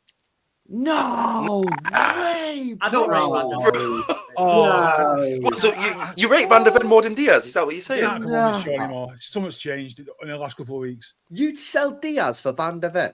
I don't rate Van. I think Kusenov is better than Van der Ven. No way. You do You're that. going to have to pay the same amount of money for Van der Ven if whatever you sell I thought Diaz he was for. just grilling Jay for selling. He didn't read. He wanted to drop If Diaz. it's 80 million quid, are you taking the piss? I'd what? Come on. Nah. Bro, nah. he's worth 80 million quid. That's his value. And Jacob, would you sell him for 80 million quid? That's what he's worth, bro. I won't sell I him. would, but that's me, innit? That's me. There you go. So at least two of us agree. And I'm sorry, said 80 million. That's three of us. For 80 million, he's got to go. No because way. I He's think got that to go, bro. Let's say He's he's got to 80 go. mil for 80. I can't believe what I'm go for listening 80. to. I think we have. We bought cover for this reason, and I mean, you know. I don't think we got covered to sell Diaz, bro. You buy But we got cover for when he moves off the scene. It just means that just happened a few years earlier. That's all. He ain't moving off no scene, bro. 80 And I million think is a lot of there's money. better centre-backs out there to buy with that The money. agenda's on Dias, and then you wouldn't sell him for 80 million. There's no That centre Tricks ass out there, just mate. exposed people. He's exposed. I'm shocked at you, Paul, but you'd sell it. He's for that. exposed just because you wanted him gone a minute ago, and you're all saying he's shit. No, and Paul, now I you want get him 80 gone. million I want him cash. gone. 80 I wanted him million rotated cash to to keep him. I wanted him rotated to the bench, The mate. panel's falling apart, man. With the So you panel's want to take lost 80 million its quid for a substitute? No. You sold your soul here, Popey. What are we doing? Sold your soul, bro. You're not getting none of these peas, you know. Welcome to the What dark the side. fuck you Paul. guys It's just do that business, for? man. That's for business. 80 million quid. Welcome to the dark side.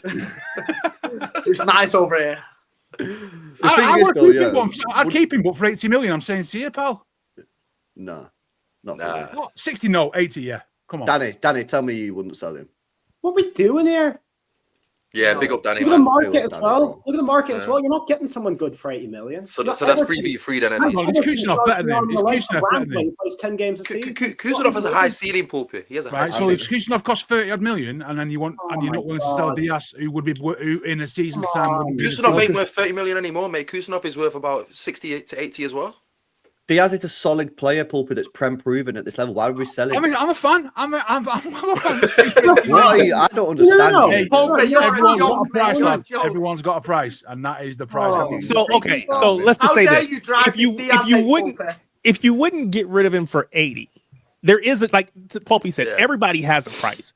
So What's what the is price? that price for you, LB? Bro, the thing is, yeah, like What's I your just- price, man? 100. Get off the fence, man. Name a price. 85. 82.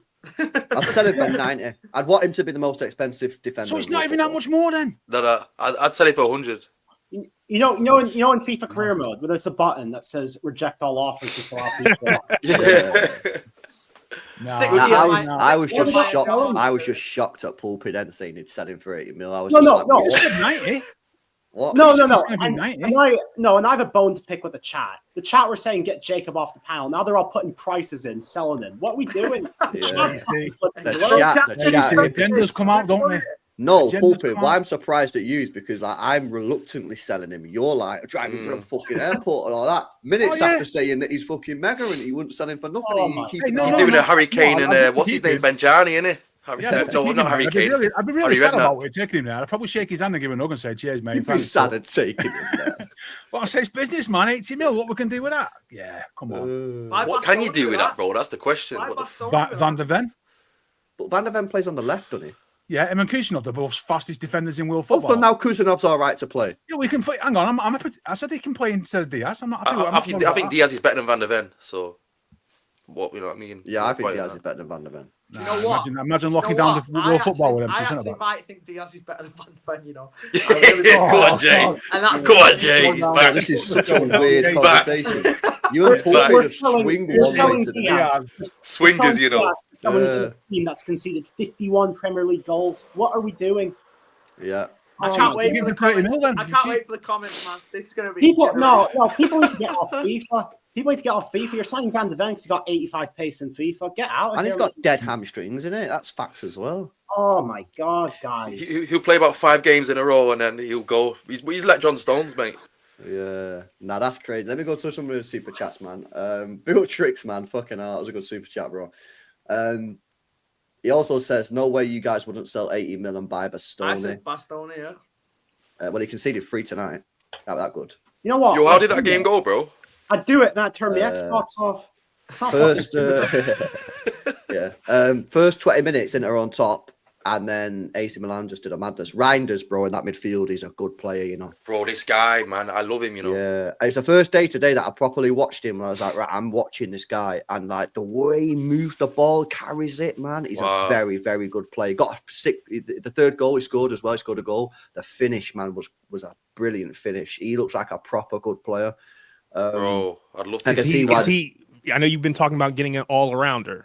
Is he that guy for I you? think he could be that all-rounder, yeah. I think he could be that 8 that's like can do a perfect. bit of everything, man. Yeah, he's a very good player. I think Pep will love him. I think the way he carries the ball, passes the ball. I think he's a very, very good player. Shout out to chat, man, because chat have been talking about this guy for time, innit? That's where I got him from the chat, and then I went and Better than Yeah. Gibbs-White, or what? Get this. If it was me, 100%, I'd rather, based on like the little I've seen of him, I think he's levels above Gibbs-White. I agree. I agree. I know I wonder who was Oh, in no, that I Inter will. back line who conceded 3 goals. Surely it's not the guy in the super chat at the bottom of the screen. Yeah, it is. Surely not. Surely it's not the He's same. only conceded 3. It's not like he's Everyone has the days where they can. Yeah, not a bad day. It's not like he's conceded 11. It's not like he scored 11 own goals in a game and got substituted and been shit, mate. You know what I mean? He's not. I tell you who is a stinky though player. That Rafael Leao, mate. Every time I watch him, he's ass, mate. Yeah, I just tell you that right now. He's not a top class player. Just mate. an athlete in who's rapid. Yeah, he's not Right, a top class player. I've man. seen He him ain't do that such guy. nice things, though. You know, it's mad. I've seen people cooking Cambiasso a bit as well, you know, saying that he's not been great. Yeah, and but I've people watched him are as saying well. that he's been sick up until the City link started, and then he's just fallen off. been shit since then. maybe his head's just like because I think he was being told by his agent that it's going to happen in January. So he probably got like, yeah, it's going to happen in January. It's going to happen in January. And then all of a sudden it didn't happen. I think he's just fallen off. His head's not. He's doing an Edison, isn't it? Edison's doing I was Edison. going to say, Thank his transfer Yeah. value down. Just have a stinker at the end of the season, mate. And Oh, have a yeah, stinker it probably and thank his works. transfer City probably value. gone. This guy's fucking Yeah. shit. We'll offer you 20 mil. You know what I mean? Like, fair play. Big up Cambiasso. Well, this Yeah, I is the wanna thing with come on. Cambiasso. I don't want to force his transfer. You know, like if he's not good enough, bro, we need to get someone who's good enough, bro. Yeah. Yeah. I think he I would don't be. He's know. versatile. I think he's just head's not in the game because of the transfer. I don't really necessarily like guys like that, you know, who can't get their head in the game when they're being by a football club. You got to have your head in the game, man. Do your Yeah. fucking job, man. Hang on, didn't Mahrez go on strike? Yeah, he did. He did. No Mahrez hate allowed. Yeah, no Yeah, matter. well, yeah, come on. Oh, Mahrez you got a lot. talking about I was Leicester? going to sell him too. Yeah, Yeah. well, I've tried to go Well, see him, man. well-timed super chat from Teresa. Big up, man. Good for you as well. Big up to a professional idiot. It says Barlow is more reasonable Oh, here. let's Sometimes you go. need to be Some benched to get backers. back in form. This season is the new players and youngsters need to start. Trying to play them back into form doesn't work, says professional idiot. I love being backed by a guy who's called idiot, man. It really makes me feel bad. And shout out to Perby as well for becoming a channel member, man. Big up to you, bro. Yeah, what have you guys made of? By the way, if anyone needs to leave at any point, just leave, and it we'll just keep going until we wrap it up because there's still a couple of topics, but I know it's late. What do you guys make of the some of the transfer news? We've got the Edison stuff coming out. It's looking like that is legit going to happen. Edison's going to be leaving. He's still not signed a contract. I'm gutted, man. I can't lie. I know his head's maybe not fully in the game this year because obviously he wants to go Saudi, but I'm gutted that Edison's leaving, boys. I can't lie. I think he's been a little bit disrespected from some of the fans. I don't think people have realised just how good a goalkeeper he is. I think people overdo his shot stopping. I've never claimed it's the best shot stopping in the league. I think he is like miles away from that to Courtois and probably Alisson, but I don't think it's half as bad as people make out. And personally, I think he's got the best distribution of any goalkeeper in world football ever. Of all time, yeah. Of all time. For all the saves that I should have had, look how the assists he's got. Exactly. I know. So what you guys... diag passes into people's feet, you know what I mean? He makes big saves sometimes as well, you know. Yeah. Definitely. Look at the Champions League final, man. Probably his best game ever for us. Probably won us the Champions League in the end and the treble. So he's our best keeper in history, man. I think he's really unlucky that he's played in an era where Alisson's played at the same time, because otherwise he would have been. I know, for the same country as him as well. Yeah. No, it is. Imagine It's like Slovenia when they had Oblak and Handanovic at the same time. Can you imagine Handanovic? That's mad. I think a lot of people want Edison to go and are happy for him to go, but I don't think it's one of them ways. You won't realise what we've lost until he has actually gone. You'll see a start. He's irreplaceable. He is literally. He's a unicorn. He's changed goalkeeping. He's changed goalkeeping to another level, like Pep's changed stuff. He has changed goalkeeping. Will change without him. Like the way we progress the ball from the back forward, everything will change next year without him. And I don't think, like you say, Puppy, I don't think people will realise until he's actually gone how difficult it will be to transition into a new goalkeeper. How it's going to change the whole way we play and the confidence that we have playing at the back there. Look at other keepers, the way they talk about him. No, it was Casper Michael said he's Casper, on the. Other keepers have said, Joe Hart said he has literally changed the way keepers play football. You can even see it when Ortega's there, that the back four just don't look as confident, do they, when they're receiving the ball or giving back to him. And obviously Ortega's not the best with his feet, but he's probably better than most in the world. Yeah.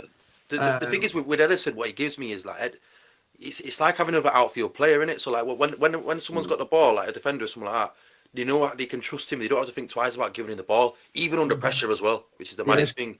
Like I'm just so relaxed, my heart rate's low. Field, isn't he? Yeah, he's calm on the ball. Yeah, mad. It's going to be a fucking loss, man. I'm gutted, man. I'm gutted, and obviously it's looking like it's going to be Costa.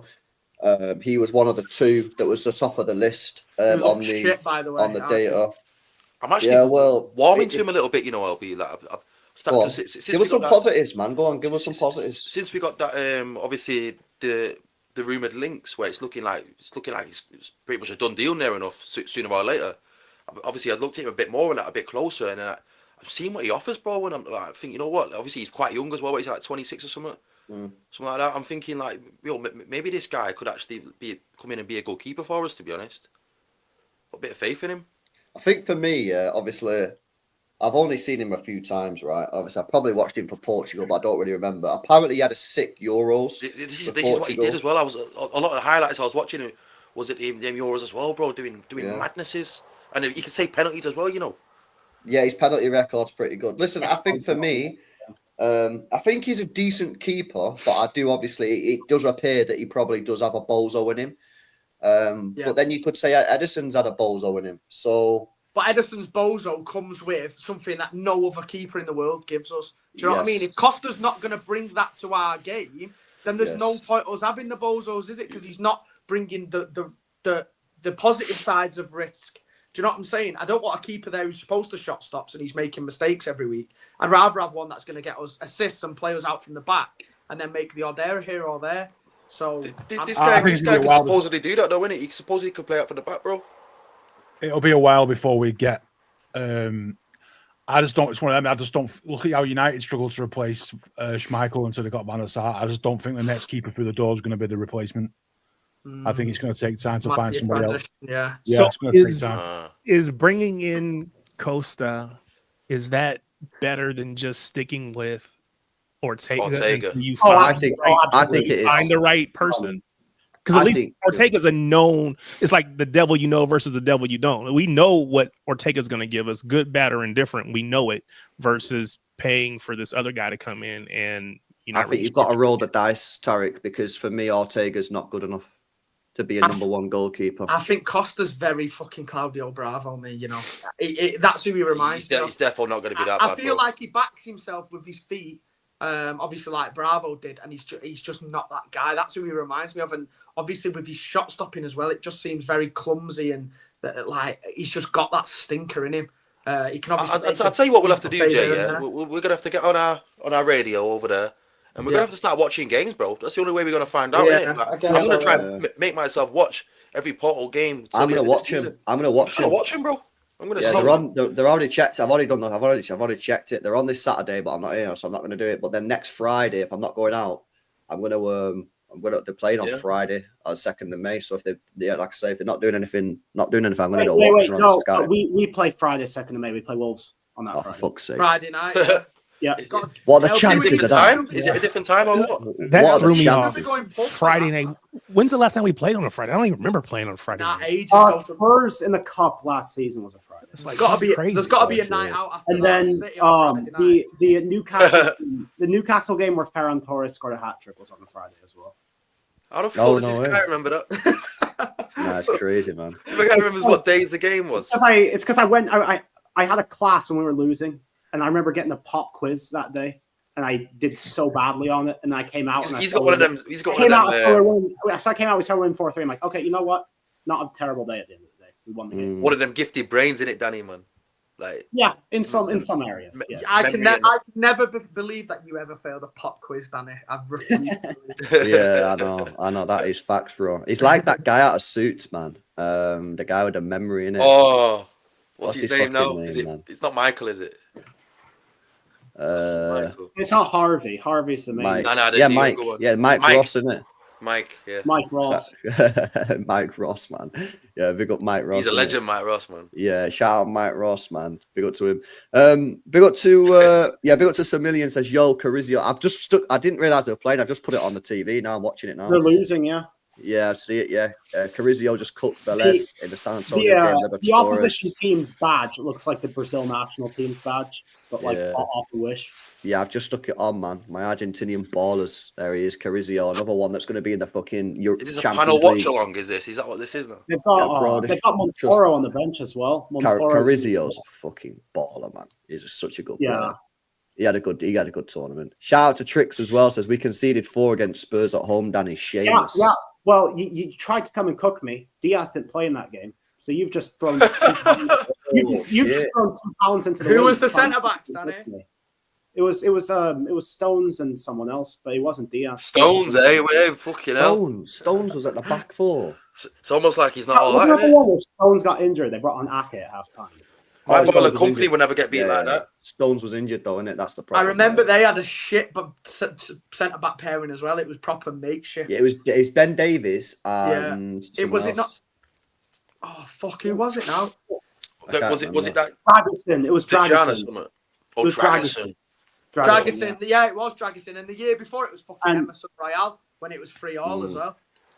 And that was the game where Vicario had like a broken leg and we still couldn't score against him.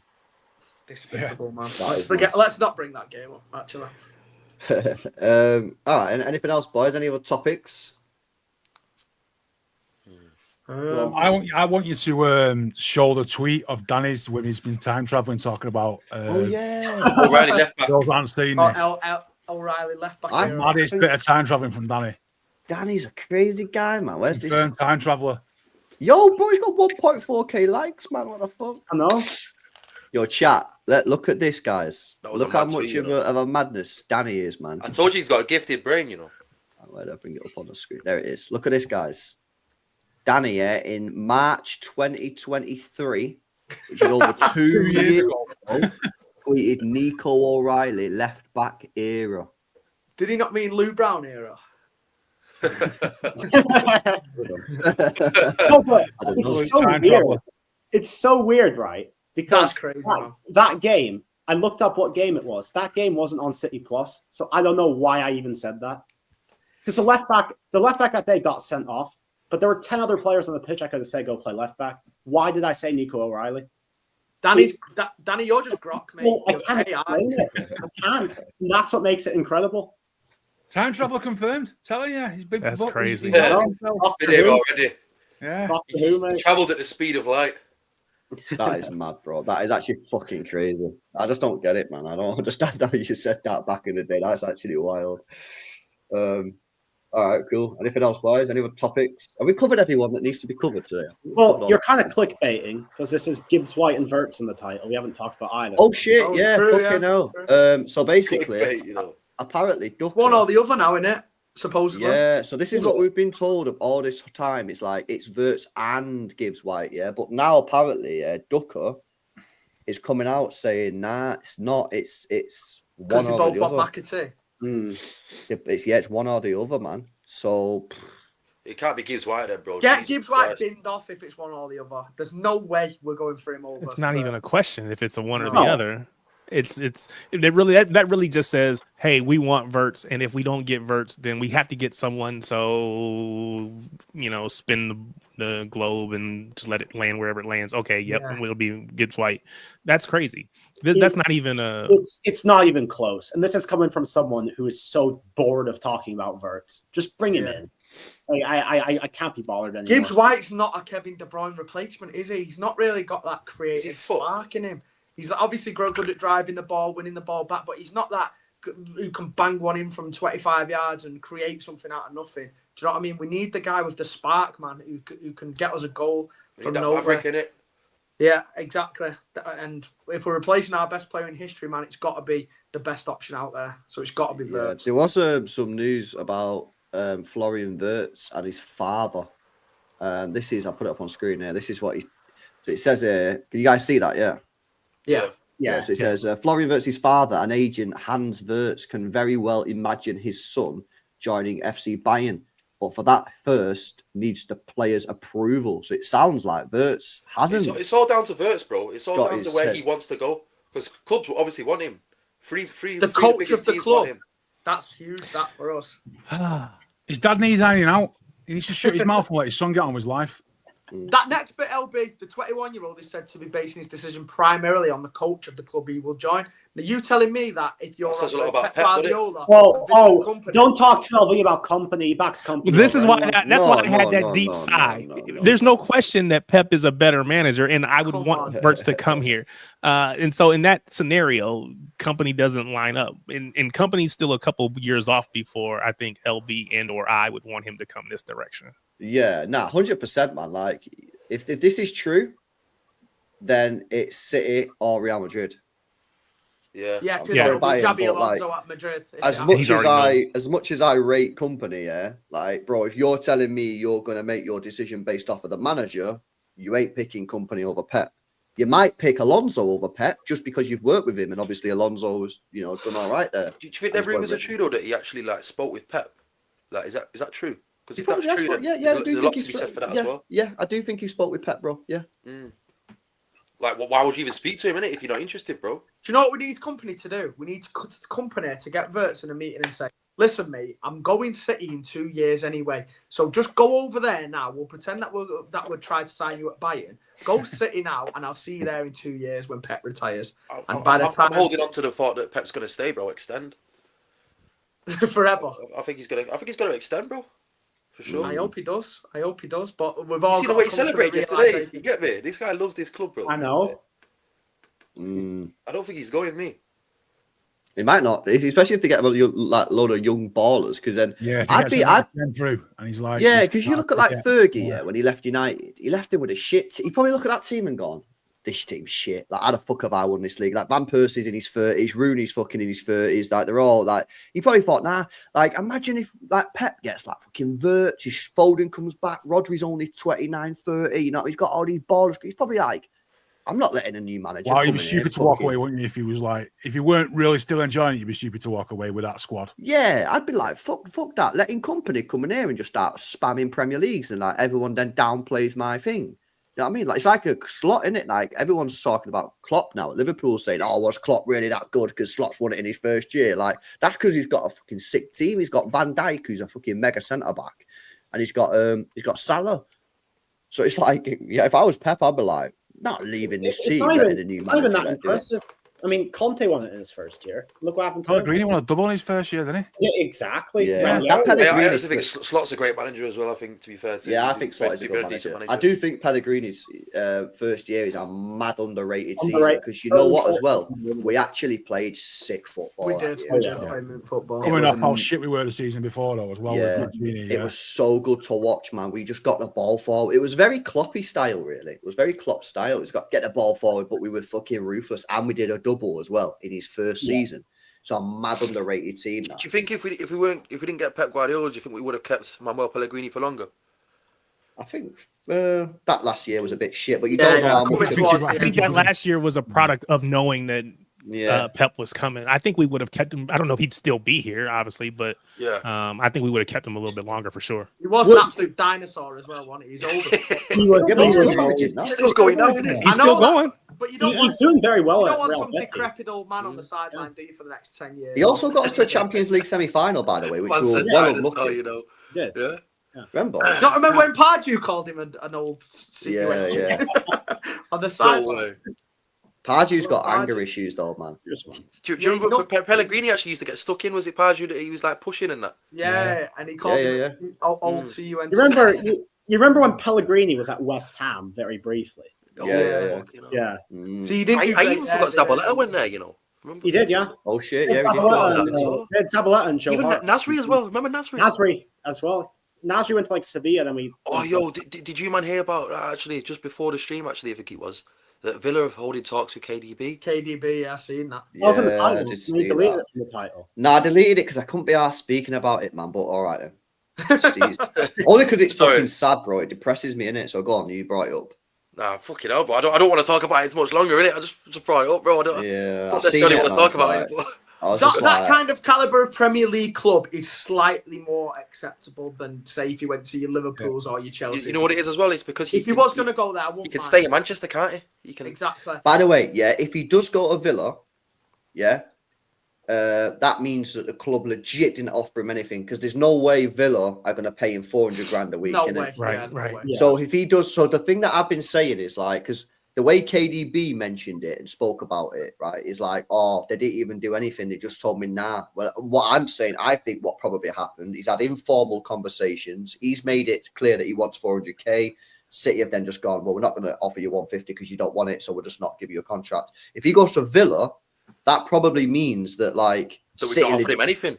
That City legit were just like, we ain't even offering you nothing more because you are trash or whatever. You know what I'm saying? Because Villa ain't going to give him 400 grand a week. No way. Yeah. So I still think he goes abroad. Personally. You know what? I wouldn't even be surprised if a team like Villa paid him up to something like 250, 300. You know, as well. They've got a lot of money, Villa. They've got a lot of money. They've got some players on. He's a star signing, isn't it? But don't they also have like big PSR? Like they're on the edges, aren't they? They're going to get him for free though as well, innit? So yeah, but the wages are huge, man. The wages are huge. You know what I mean? Coutinho's still on the books, isn't he, as well? Who? Coutinho's still on on the books, yeah. Yeah, Coutinho's still on the books, isn't he? I forgot he went there, Coutinho. Yeah. But he's out in Vasco da Gama now. But he might only be on these rumours about Rashford signing for 40 million as well. And think of the wages that he's on. He's on about 300k, isn't he? Yeah. It also says though, these guys are though. Even Grealish as well, like Rashford, you know, they're two players that are going to have to take pay cuts in their next contract. Or just not take a pay cut and just get loaned out for the rest of your career, like fucking Phillips. And just cash in. Just cash in. Bro, I wouldn't be doing it. You know what I mean? Phillips thinks of a fucking move to Leeds now again next year, don't they? Have they sacked the manager yet? Have they sacked the manager? They're going to sack him. Yeah, yeah, they are. I've seen that. Has anyone ever seen that before? Has anyone ever seen a manager? Brought him up, right? Yeah, top the league as well. Top the league. That's mad. It's not over yet, though. No, it's not over. It's not over. But at the moment, it's top of the league. Yeah, the level on points, I think. I don't blame him because every time Farke used to be at Norwich, every time he was there at Norwich, he does stink when he's in the Prem. Yeah, he does. Have you ever seen? Has that ever happened before? Where a team's been promoted and they've sacked the manager? Never seen it. No. I don't remember it ever happening ever before. They usually get at least a couple matches. You know, first 10 matches or so, 6 to 10. I basically think it's happened somewhere. Something's I can't. It's not like some massive shot that's happened. It's definitely happened at some point.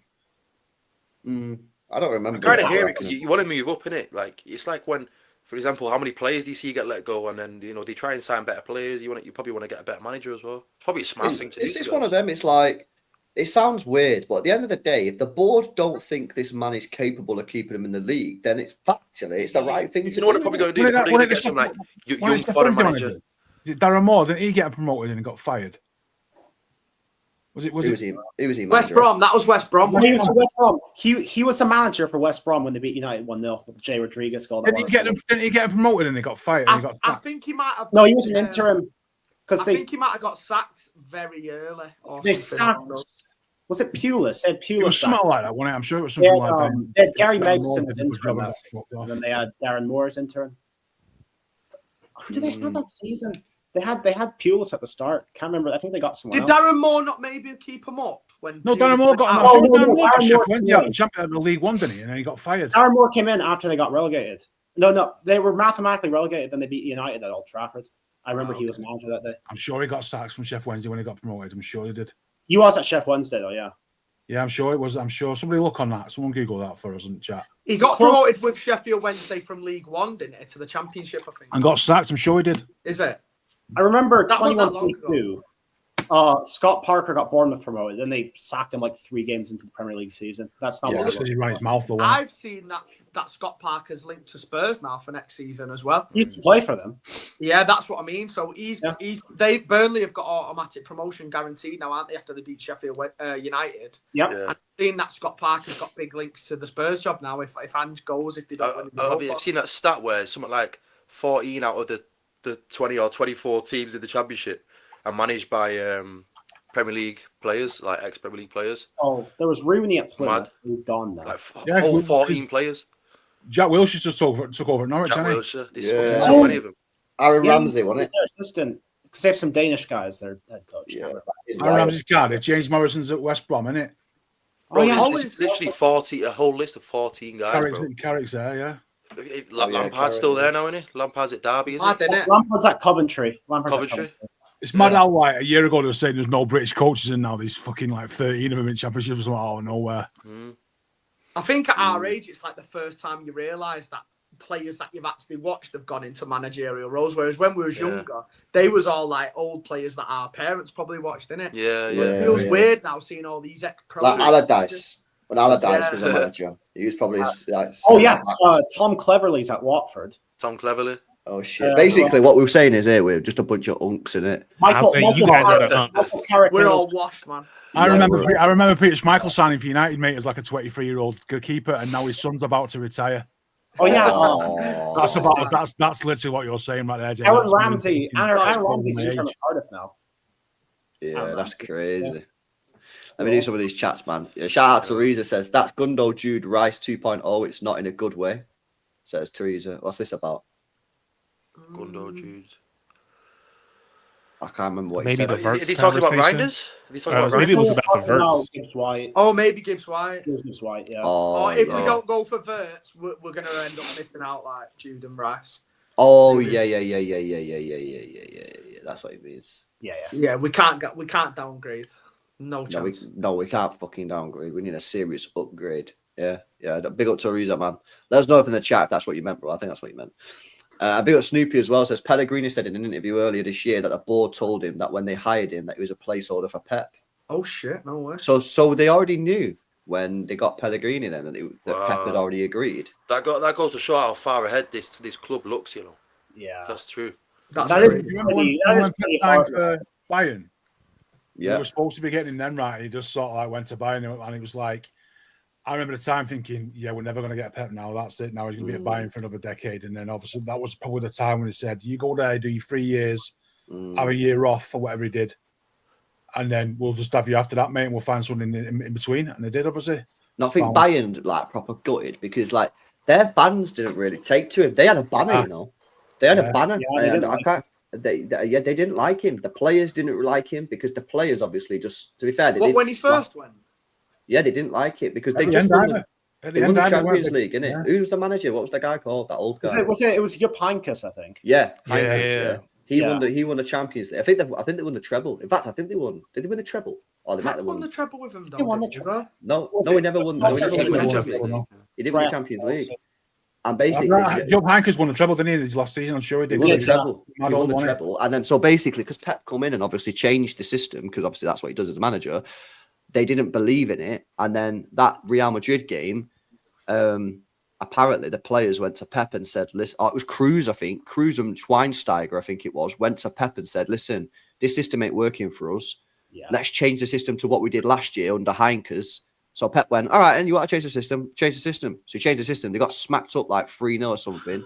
And since then, I think it was Schweinsteiger or Cruz come out in an interview like years later and said that all the players after that got together and was like, we just made the biggest mistake ever. Like, we should have trusted Pep. We should have trusted the system. And but then by that time, Pep had basically been like, yeah, you fuckers. Have you noticed in his Premier League era how Pep's massive on the players believing in the system? Because you know why you have to believe in the system? Because his football is the system is everything. And if you don't believe in the system, manager, innit? The system ain't going to work if you don't believe in the system.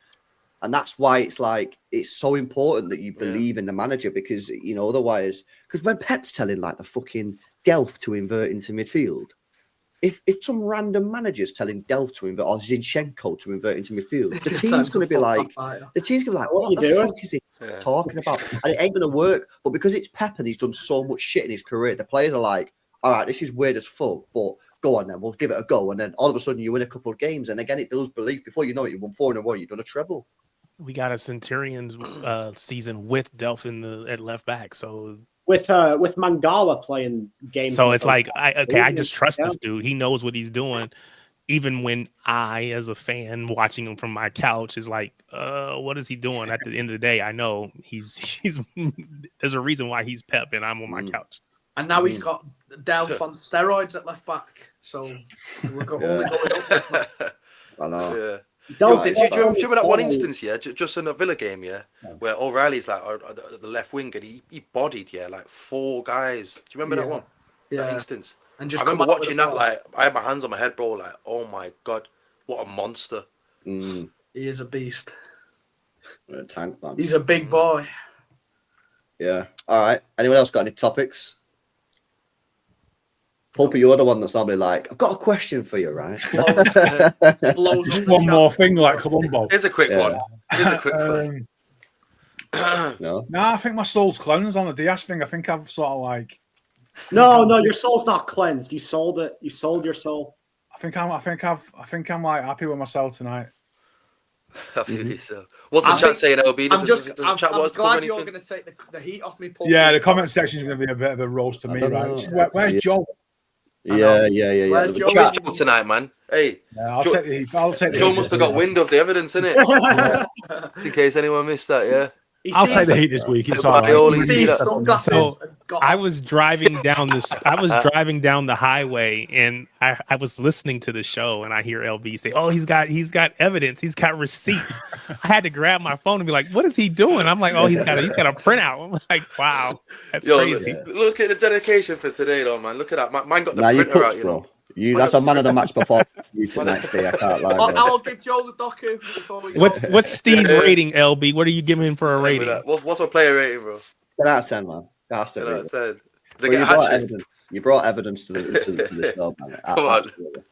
Well, speaking of evidence, I do have one thing. Speaking of evidence, LB, when I texted you and said City are going to finish 3rd, and you was like, "Bro, with all respect." I saw you post that. Yeah. I've seen that. Yeah. So how do you feel now? Listen, hang on a minute. You have to remember when if these guys win their game in hand, we're back to 5th. You know that, right? The 3rd, man. Telling you, they were. Nobody believed me. I got rinsed when I said we're going to finish 3rd. I was with you. I actually think now. I think we'll finish 3rd. So I think you were right. Well, I think we'll finish 3rd now. If I'm looking at the fixtures and that, I'm looking at there's only 4 games left. I'm looking at the fact we should win our next 2 games against Wolves and Southampton. I don't see where we drop points. Right? I think yeah. The only time we drop points is probably in the last 2. Yeah, but they'll be on the beaches, man. They'll be on the beaches. I'm not going to play for. Fulham away stinks of a 1-1, doesn't it? Yeah, like the Bournemouth Swans KD last ever game.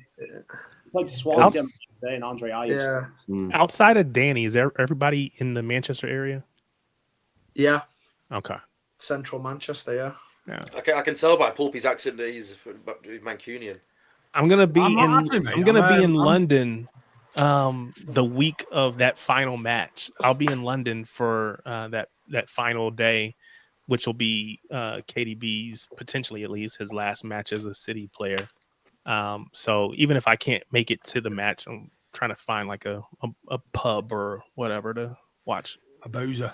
Decent, man. It's always a tough You trying to come one to Manchester, Terry? Fall You with forward. Manchester? Yeah, I'm gonna try to get up there. I don't know if it'll be, I'm going to visit my kid. I don't know if it'll be the Saturday or if it'll be after, but I definitely want to go see the stadium and all of that stuff, do the tour, go to the store, spend a bunch of money, all the touristy stuff that Bro, you know people what? Yeah, get. send killed me a for. DM because I haven't done a stadium tour since it was fucking Eastlands, so I'll jump on that. Okay, I'll hit you up. Send me a DM, man. Oh, you guys. I'm up for meeting up as well if you're Yeah, man. Why not? that weekend. Yeah, I'll we'll be do down it. for it. We'll do. Yeah, we'll do. I've take you around already the- said this. Go on. Take you to a few pubs in town. I'll say I'm not gonna The be. atmosphere. I got the whole family with me, the wife, the kids, and everybody. So Oh, don't I worry. won't We'll be just tag there. along with your I'm family friendly, bro. He's- I'm family friendly. We'll just be PG that day. We'll just go PG. It's fine. there you go. There you go. Oh, welcome to Manchester. So I guess my only question about going to Manchester is coming back, because as an American who drives on the right, I'm concerned about renting a car because I'm afraid I'm gonna wreck it. So like taking the train, and I know I've heard people saying getting the train yeah, back. just I don't know if go. that's just on weekends or It's whatever. expensive. It's expensive. It's only on It's Sunday. easy, There's though. train strikes. Okay, On Sunday there's train It's only strikes. 2 hours on the train from London to Manchester, but it's just but like availability, like what time is the last train coming back? On Oh, a, it's on a usually Sunday's pretty about late. 6 o'clock, 7 o'clock at night. You'll have time. Yeah, you'll be all right. The trains are accessible, bro. It's Yeah, pretty you good for could- you could transport, to be fair. It's just expensive. Yeah. That's all. It's like £100 for like a return. Per person? Yeah, per person. Yeah. Jeez. I know. Maybe it I is will so rent a good. car. Yeah, Just get the paper the just rent insurance. a car. Just rent a car, innit? Just rent a It's car. just I know what it's taking. like though, bro. Because I remember in Spain as well, like driving on the wrong side of the road, bro. I was swerving off the road and that, bro. It was- Or you see, that's why I was like, how hard is it to adjust? Yeah, I'm sure there's somebody that's in just me, in the chat that's You're been sat in over there. traffic most of the time, Tarek. Anyway, not to worry about what side of the road you're on, mate. I just having like driven for like 4 years now. I can't imagine taking a wide right turn or a tight left turn. I've been taking tight right turns and wide left turns all my life. Yeah. How do you guys do it?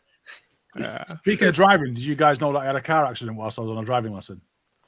Whoa. Did crash? Yeah, I got smashed into bad on a driving lesson. No Yeah. way. Was it Diaz?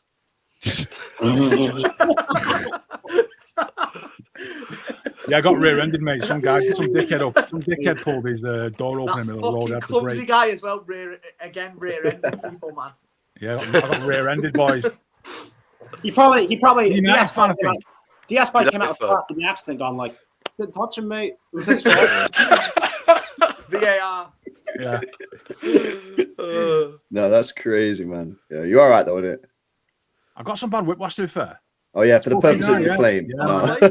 No. Got so bad, so anxiety for driving, man, and I've started coming out with stupid comments like Dias 80 million. You know what I mean? Yo, they fuck you gone a up bit- bad, bro. Oh, submit this evidence as you claim, bro. They're giving you, Yeah, they're giving you a I've lot of money, got- man. I've got head loss, man. I've got You visual. know what happened to me one time, yeah, boys? I was in a taxi about 1:30 in the morning, completely sober, and the taxi driver, for some reason, yeah, he's driving, yeah, and then he decides to drive on the wrong side of the road and start speeding. So he goes on the wrong side of the road, and I'm like, bro, what are you doing? And he's just like, yo, check this. Like he's trying to show off. Like he's trying to impress me, yeah? Speeding like fuck on a 30 road, going like 50, 60 mile an hour. And then he crashed the car in, you know the middle bollards in the middle of the road, like a crossing. Yeah. And he fucks his wheel up. And the taxi's come to a halt because the tyre's gone. I'm thinking, rah, what's this? What have I just witnessed? So I'm like, I'm taking pictures and that of what's just happened because I'm thinking claiming it. But when the claim company, like, I submitted it and everything, they said they couldn't pursue it because they couldn't find any like CCTV of like where the incident was. So I'm like, shit. what? I can't believe this guy's just done this and got away with it. Nah, that's a scam, man. Why would you do Uber that? driver. Why would you do that? You're a taxi driver. You drive on the wrong side of the road, like showing off. That's weird. That's Steve weird. Black in the chat said he drove 6 times around the roundabout. You probably get paid per mile, so it's like just keep.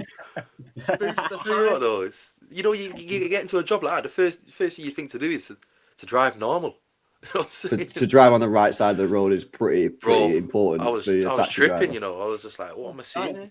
Driving on the right side of the road is the way to go. Yeah, no, they call it the right side for a reason, because it's the right side. You drive on the wrong side.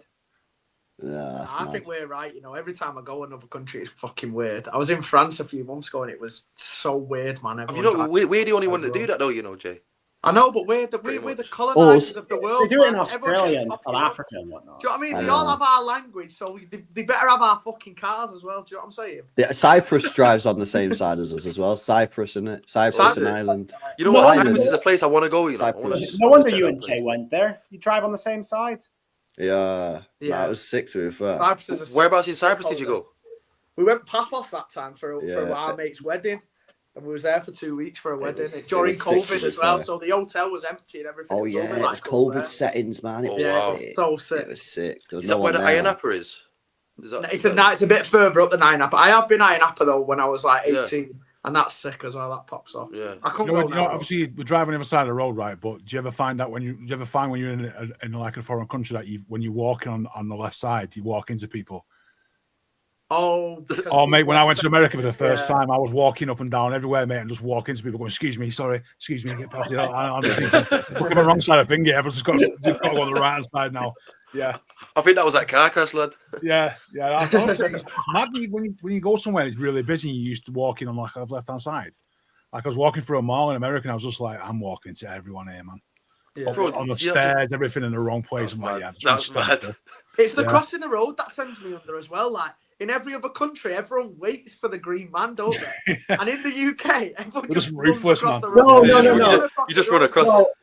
No, in the US, just run across the road. But in like America, the US, every time I go to New York to see my mom's family, they always cross on red. I'm like, you're gonna die. What are you doing? In UK, you just run across when there's no cars. I think a lot of people just would. Over here, what is it? Jaywalking, what they call it, or whatever. Yeah, I don't wait for the.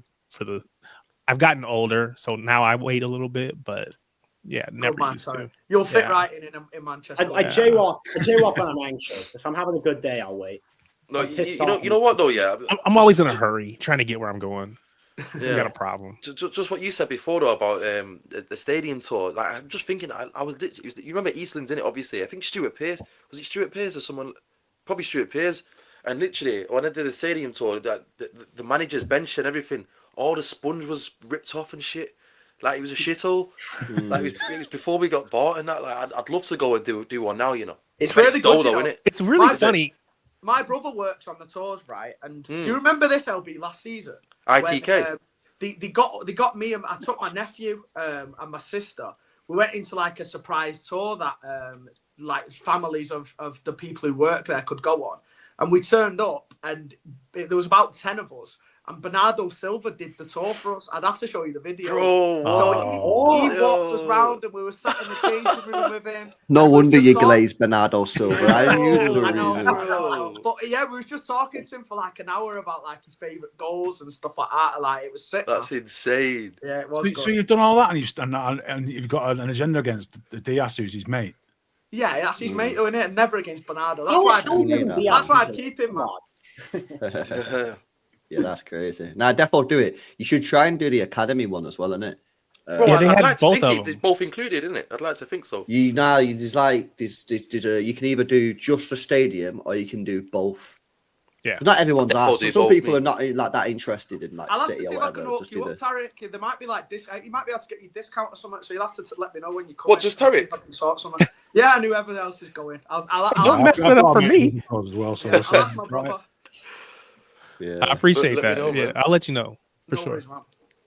Let's have a look at some of these chats, man. Big up to Alan says if Pep doesn't convince Wirtz to join us, then he's lost all his mojo and we need to move on from him. If all he can bring in is Morgan Gibbs-White, we're in trouble. Bit of rage bait there. So reactionary. That's like your mate who used to be really good at pulling birds, going to the pub and coming back with a bit of a unit in it. He's just sort of losing his powers. Like, mate, what are you doing, man? What are you doing, man? It's time to throw it in. Struggling here, lad. That's funny, that one. Shout out to Lawson. Says JSGC YouTube title, Wirtz teases move to City. Is it true? Well, I don't know. I mean, you could potentially interpret that as quote, isn't it? Yeah. I think it's just a manager comment in it that people are. Big up JSGC, man. He's doing his thing. Yeah, you know what I'm saying? JSGC. Yeah. Nah, yeah, it probably is, to be fair. Yeah, oh my God, here's a quick one for you. Yeah, I like to watch sometimes the football fan reactions. Yeah, it's a YouTube channel that gets them together. Bro, obviously, LB, you're the first guy on there for the City fans. Hamza was on it. Bro, every time City score, you know what he does? He's like, he's about to pull his top off in it. And when he scored the equaliser, he takes his top off, bro. I saw that this morning. And he starts jumping round, bro. A funny guy. Oh, man. Top off, you know. One of the funniest things I've seen in a long time was your reaction to Nuruddin going, Jim, the bastard. Oh, yeah. Oh, mate, I've watched that about 15 times, mate. That's so funny. So funny. Yeah. Oh, mate, that was just so Did he call funny, him man. a rat as well? Jim, Jim the probably rat. did call him. You know what a makes when Nuruddin says, "And to all you bootlickers," yeah, you bootlickers, and that Jim, the bastard. I was like, fucking hell, yeah. You bootlickers, you know, bootlickers just has me going every time, you know, bootlickers. It had me going. That was one of the maddest reactions they've ever done. That. And Saeed, you know what's funny about that is Saeed's pretty chill. Like he's not even going ham really, Saeed. And then Nuruddin just comes in and starts going sick. Yeah, it's mad, but Nuruddin, I think, has been a season ticket holder for like a long time, man. Yeah, you know what I mean. Yeah, it is, man. Yeah, shout out to Lawson. We got to is it Huang? How do you say this guy's name? It's Huang, yeah. Huang. Yeah. He does the Twitter Spaces a lot. I always see him on my Spaces, man. Big up to you, bro. Says Diego Costa is likely to be City's new goalkeeper. Yeah. I've seen it before. I think we spoke about it a little bit earlier, bro. You might have missed it, but. Oh yeah, we did. Yeah. We'll see what it's about, man. But it defo looks like it's going to be him in it over Chevalier. So we'll see how it goes, man. Hopefully sounds like he's at the same agency as Ederson. I just wonder if there's I'm sure there's a little bit of a. Is he that Mendes? Mendes, yeah. Mendes. Is he the fucking agent of everyone or something? Yeah, pretty much. That's what I was looking at. I was looking at all the people that are, Portuguese specialist, isn't he? It's crazy. Yeah, madness. But yeah, big up, bro. He is a shout out as well. There's early predictions for Forest. I reckon we're gonna win, man. I think we win, yeah. I'm predicting a win. I'm gonna go for a 2-0 win, you know. 2-1, me. 2-1. Over 2-0. I'm going 3-1. I said 2-0 on when we recorded last night. I said 2-0 because I think we've been much more solid at the back than we had in the past. So I think we can keep another clean sheet. I'm gonna say 2-1 after extra time. I was going to ask, do people think we're going to go to extras or after bid penalties? Fucking hope not, man. No, and not penalties. If it goes to penalties, we've lost, man. We don't save penalties at this club anymore. I'm going to even get Costa in for penalties, isn't it? The moot back. Yeah, I think we're beating 3 or 4-0. I think that they will probably. If there's a choice of Forest, it's going to be probably Champions League football. If they are, I'm not surprised if they make a few changes as well. To be fair.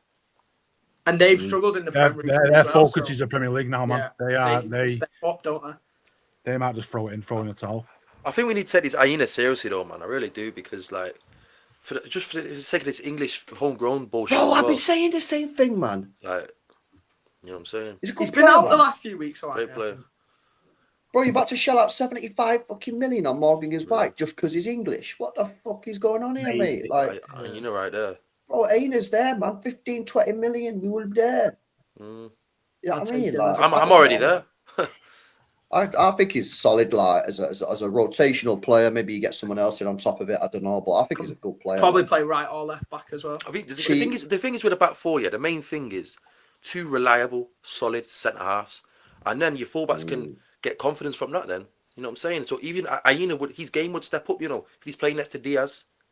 Well, he's playing next to Diaz. Too far. Then you know he will boost up as well. Yeah, he's injured at the moment. I don't. Is he fit for the weekend, Aina? Well, I hope he is injured. I don't think so. You know, I'm sure he's out. I'm sure he's been out. Let me see. I check the injury table every week. Yeah, see if he's back, bro. I'm sure he's out. You know that means start Doku if he is out as well. Oh, bro, 100%. Right. He's gonna cook that backup right. Don't get it twisted as well. Even though Aina had a good game against him last time, he got cooked the game before that against Doku. On any given day, Doku can have you. Look at this comment. It says I've he's not gone quiet. I've 20%. made my points clear on the last one about thingy. I think if it's a choice of one or the other, I'm going to go with Wirtz all day. However, I would take Morgan Gibbs-White and Wirtz. Yeah, I would. I'd take them both. Yeah, I would. There you go. If it's a straight shootout, I'm going to take Wirtz. It's like Joe said. If you sign 2 top players and then Gibbs-White's the guy who comes in the back door at the end of the window, it's fine. But if he's the face of your window, you're in trouble. Yeah, I agree. Very fair. Well, did you find out if he's injured, Danny? It says 25%. It says potential return 27th of April. Oh, that is this weekend. You know what, as well, right? They can't even risk him because of the top 5 race. It's not like they secure top 5 and they just full spend it. If he's just back, he probably won't play. No, you know what I'm saying. On Monday. They can't really There's a calf injury, is what it looks like from FOTMob. They got Nico Williams. All right, yeah, Nico Williams. I thought he plays left back, does he not? He played right back on Monday. Oh, he can play both him, can't he? Actually, bro. I'm telling you, fucking now, if you put Doku on him, on Nico Williams, put all your money on. Put all your money on. Say, yeah, cards, bro. Yeah, cards. Yeah, that's true. Guy, you got that last time, didn't you? I think you got that last time. Yeah, he loves a yellow card, man. That guy. Yeah. Especially at Wembley as well. First. Yeah. They used to have Serge Aurier and Montiel. Now they've got. Remember that. Montiel. I remember really rating Serge Aurier. When he was at Spurs and that. Spurs, yeah, at PSG as well. Yeah, I think he was a bit of a bozo, to be honest. Just a bit brain dead. He had a stinker in him. He scored this really good goal against Brighton in 2018, where he Yeah, but I think they glazed bozos. Yeah. I think he was decent going forward in that, but I think he had a stinker in him. He was a bit of a bozo. Yeah, he couldn't defend to save his life, could he? Yeah, it's a bit mad. All right, boys. Does Chris Wood scare anybody? Nah, he always misses against us, man. On purpose. City, He's a City fan, isn't he? City fan, man. But I'm not scared. Sorry. He's a good player, but well, he's had a good season. But we should be dealing with him. Not the kind of centre forward that causes us issues. It's the Diaz will deal with him. The quicker one, it probably Diaz prefers playing against someone. I was going to say to Jay, then, what do you think? Actually, Diaz probably should be having a solid game against Wood because he's slow in it. Yeah, exactly. If it's a physical battle with Diaz, then he pretty much manhandles people. These are the games where Diaz needs to be like. He needs to step up because he's got a like-for-like match up there. Well, exactly. I need Jay getting cooked on the panel show. Yeah, I want you to all cook a bit that weekend. Yeah. I want to get cooked. You want to get cooked because that means Diaz has done his job. I want you all finishing on me on Sunday. Whoa. No, end the stream. What do you mean? What do you mean? What do you mean? Too much now. Jay, that was vile, bro. I'm getting tired. Too far, I'm getting delirious. Yeah. Right, that was an accidental pause, that wasn't it? Yo, you knew what I meant. I know exactly what you mean, you dirty boy. Calma. All right. That was mad. That can't lie. That was mad, bro. That was absolutely bonkers. That was crazy. But luckily, we're 2 hours 15 into the show. Most people have stopped watching. No one's going to make it this far. Most people who watch back on replay probably won't watch the whole thing, so you're probably safe in it. That was crazy, bro. You know what? I'm going straight to comments and writing, no way Jacob say that at the end. You know what? I'm going to timestamp it in the comments. He's trying to deflect from his Diaz comment. Oh, bro, you're getting timestamped, lad. Oh no. No, okay. Someone here, give me the most random word you can think of. Because I want people who made it this far to just put that random word in the comments, and people who go to the comments to get all confused. Tomato. Yeah, you go in the comments, you see tomato, like, what the fuck was this stream about? No, that's crazy, man. Big up Lawson, it's a great panel show again, top lads. Big up Lawson, man. Appreciate the super chat, bro. All right, then, boys, we'll wrap it up before Jay says anything else weird. He's gonna get put off the panel like Haaland. Should we finish the stream? Yeah. Yeah, man. All right, then, big up, boys. What day is it tomorrow? Thursday. I'm back at midday with the title race show, which needs to be renamed with Wolfies on it. Shout out Wolfies in the chat as well. Roms is on it, Dan's on it. So yeah, we'll be speaking about the sort of, I don't know what we're speaking about. Have you got Dan Potts on it? No, he's doing work with AFTV tomorrow, so he can't make it. Oh. But yeah, we'll have a shot, man. We'll have a shot on that. We'll have a go on that tomorrow. And then, is there any football on tomorrow night?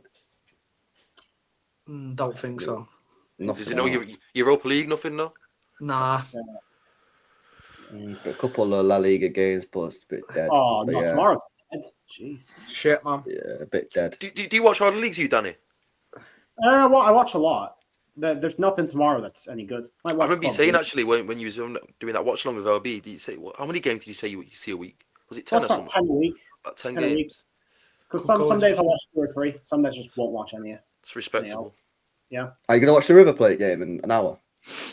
Potentially, because the MLS Next Pro team that plays at my school, they have a home game tonight, so I might just go there instead. Oh, touch grass, bro. Yeah, go on, do that. Go on, do that. I might just go watch in person instead. Are you suggesting he bins River Plate off? Yeah. Yeah, why not? Yeah, that's what I was I love that suggesting. saying, touch grass. Fucking funny, that. It's funny, isn't it? You know what, LB, just- you need to touch grass, mate. Out the house, just fucking do something. LB, you said you're coming the FA Cup final if we get there, so Yeah, I think I might do, you know. I'll I get think them actually. receipts up on Sunday. Didn't you say you was 50-50 or something? He said, Yeah, but I might actually do it, man. You know what I mean? I Yeah. might actually Go on, touch grass, man.